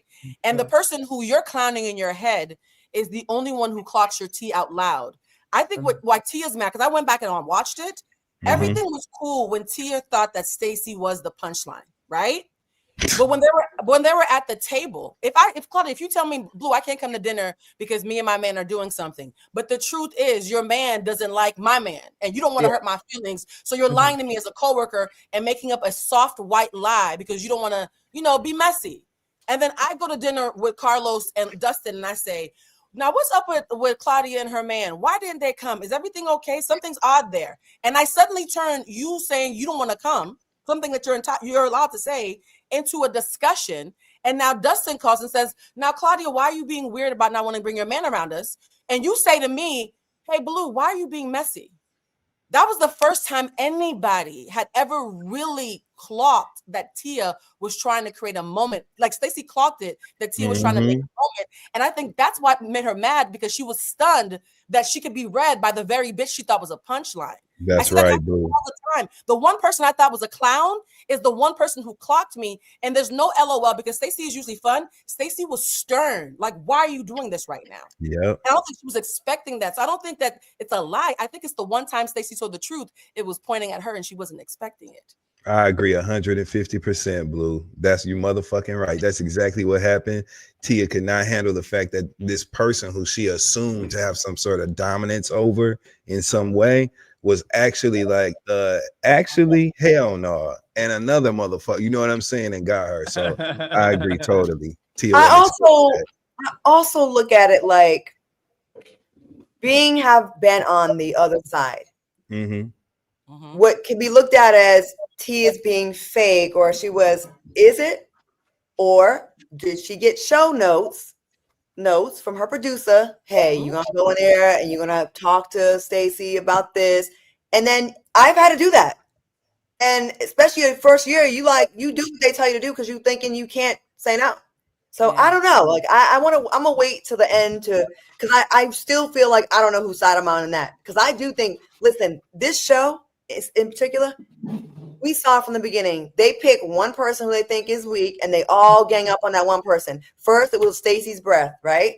All had stitches. Every single one of them made a comment, which I'm like, damn. Then you see them a couple weeks later, they're all kicking. Then it was Angel's turn. They all, and I don't like that they do that. I do not like when they do that. Like, stand on your own with your own personal thing, because it gives like Mean Girl gang, right? They like it though. They like it. Ashley said, my feet have been held to the fire, Stacey. Yep. We all have to go through this. Why are you upset? Ashley is saying, basically being toxic and saying, we all get hazed. Why are you standing up for yourself? It came right. But that's why Claudia's right in the sense of, listen, my only note, I believe I said this last season. I mean, not last season, last week. The only note I have for Potomac is I do want these girls to develop a friendship outside of the cameras, because the only friends on that show, this current cast, is Ashley and Giselle, meaning girls who really do talk to each other and hang out off season. I think, unfortunately, and I don't know what I think Giselle has to make it happen because she's the anchor of the show, but I would encourage these girls to hang out when you guys aren't filming, because when I watch the show, to me, Potomac is the show that I watch where I'm like, do y'all even like each other outside of filming? Like, even with Wendy, who I love, they show the flashback of Wendy having a one-on-one with Stacey, and Wendy for the second time looked at the camera. And for me, it was sort of like, you're not even present. You know what I mean? Like for me, it was sort of like, I'm here working. And that's why I said earlier about Giselle and Monique scene. I just see, again, the scene wasn't bad. I just felt like I don't feel anything. Let me see Monique and Candace sit down. I could feel something. Let me see Robin and Monique sit down. I think I'll feel something. I think what Claudia is saying is interesting in the sense of, I think Stacey really did just look at her like, all of you girls are coming for us because we're not handpicked by Giselle, and y'all think we're on the chopping block. I think Angel got a rude awakening when she thought Giselle was going to pick her, and Giselle did not. And Giselle wanted her to come for her when Giselle said 2 weeks ago or last week, I said you catfish. And it was as if Giselle never said anything. Yeah. And when Wendy got her good, Angel had nothing to do but to go home and tell her husband what happened. So that's my only note when it comes to these girls. I really, it's such a great show. And it has so much, like, this season is so good that I would just want them to really be friends off camera. This is why it's hard to keep up as a newbie, because I'm like, wait, why are you mad? It's like, it kind of goes like with a wave. Like, you're like, it's a fake issue. It's a fake issue. There's no stakes because, okay, if someone sent a group text, okay, we're going to get Stacey this week. Okay, everybody going to say her breast thing. Okay, cool. Well, I'm not invested in that. I'm invested in, okay, I have to have an awkward conversation with someone that I really like, but they pissed me off last week. That's where it's like, that's interesting. We can all relate to that. But like some of these like surface beefs are like, and they work hard for their checks on that show. Like I would be exhausted in that friend circle or even as co-workers with them. Because yes, it's entertaining as hell. And I think Potomac is mad entertaining. But what take it to the next level to me is that there was higher stakes by being real friendships. That's Wendy it. and Stacey become friends. Wendy and Stacey, I'm telling you, please put it out there. Wendy and Stacey, if you can hear this voice, because you know everybody watches Carlos' show, y'all need to be the new Green Eyed Bandits. I would watch that show. 100%. They're paired together in the after show this season too. Wendy and Stacey do their after show tapings together this season, and they make a great pair. Stacey showed Wendy hella love at BravoCon on the stage. She was very supportive. They have a budding, growing friendship that appears to be real, but I believe that Wendy understands the power of being a vetted senior, tenured housewife and putting her arm around the shoulder of the lady that everybody's picking on. So I question that piece, but it makes for a great. Like Karen Huger, she's pulling like Karen Huger. Karen used to always do that. No, it's true. All right, well, I enjoyed the episode. All right, before I let you guys go, I want to read the super chats. We got Lady Row 8, Destiny. I see chemistry with Twan. Felicia Baxter. All of Detroit is gathering. Stacey and Destiny. We got Rika Kim Lee. I rewatched the older seasons, and Todd was definitely threatened by Kandi's success. Coincidentally, the only person who had Kandi's back regarding the prenup was Phaedra. The same person. Once you decide to go against the advice of counsel, your defense can't be lack of counsel. King Greg said it was a scheme that Todd set up. He also said Mama Joyce was right about Todd. She knew something wasn't even right, even the aunties. Rika Kim Lee, rewatched the old seasons. Claudia Todd played the long game. Liv Will LA said, Portia just said this on IG. They want to break you when you're a successful woman. And yes, they play the long game. We got Mo So Natural. My dad picked my mom to take care of. She was 12 years his junior.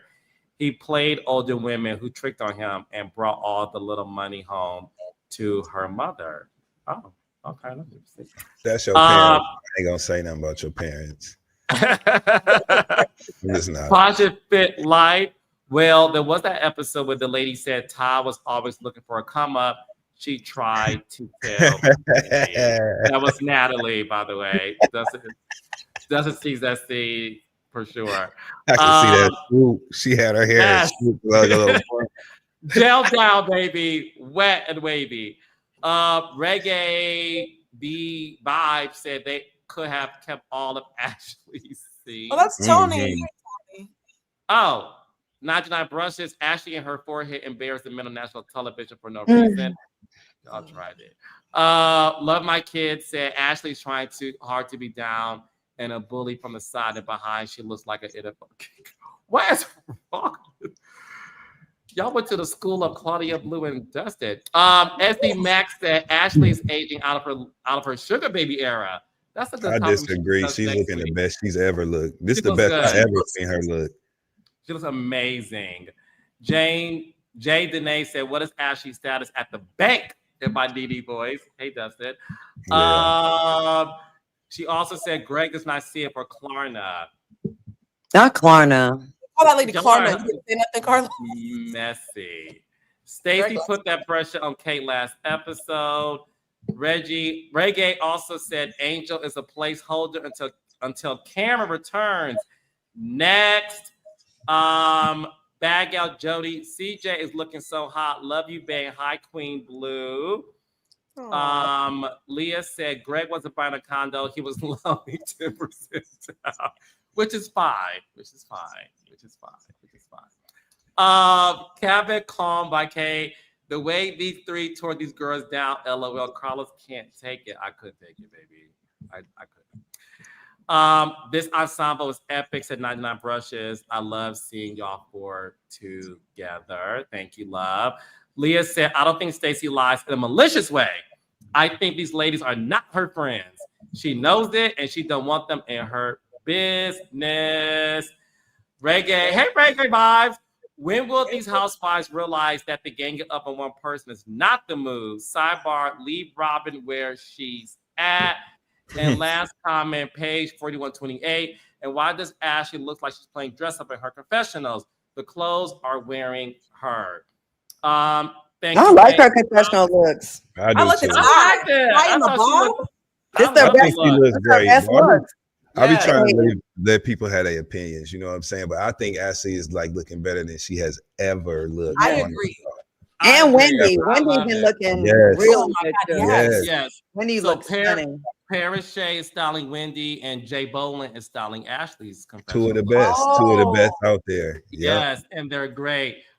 Dustin, you are on the road. Yes. Talk to us about your Detroit show that's coming up on December 19th. What up, though? Buy a ticket. Listen, come fuck with me. December 19th, I'm at the Comedy Bar in Detroit. You can get tickets at DustinRossLive.com now. We done had comments from the Raindrops that was in the building in Charlotte, in the building in where else was I? Miami. Shout out to y'all. Thank y'all so much for your reflection. I love a good review. So thank you so much. And I can't wait to see everybody. DustinRossLive.com. Come on, let's turn up around the holiday time in Detroit. And you know that's home for me. So I'm gonna show my ass for sure. Blue to Loose Mud. Is there anything you want to promote? Oh, yes. So I recently did a 4-hour breakdown of the Diddy documentary on my page on YouTube at Bluecentric.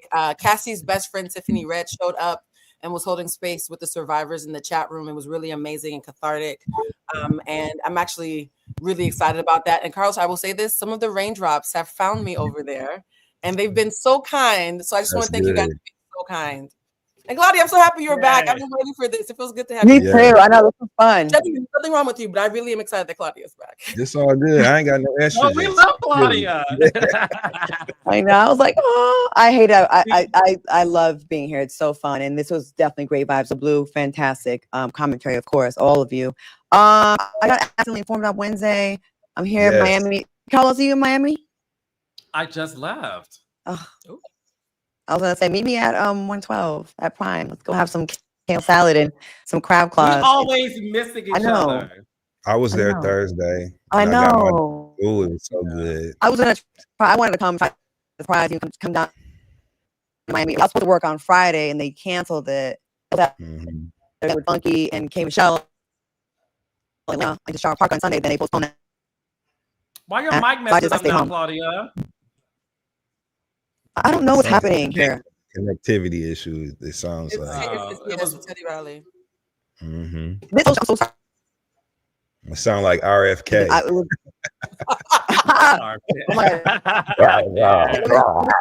Don't cut you there. Anyway. No, Claudia, we still can't hear you, baby. We love you, Claudia. We love you. See, you could do computer mic maybe. But at Raindrops, catch me on Patreon. My recap of Married to Medicine with Dr. Heavenly is on Patreon. So make sure you guys check that out. Claudia, are you back? You good? No. We can't hear you, baby girl. You can't hear me? Oh, wait. Okay, wait, now we can't. Now we can't. Go ahead. Go. Okay, bye. I don't know what's happening. What was happening? Okay, Raindrops. Love y'all. We'll see you guys next Monday. All right. Bye. Love y'all, Raindrops. Yeah.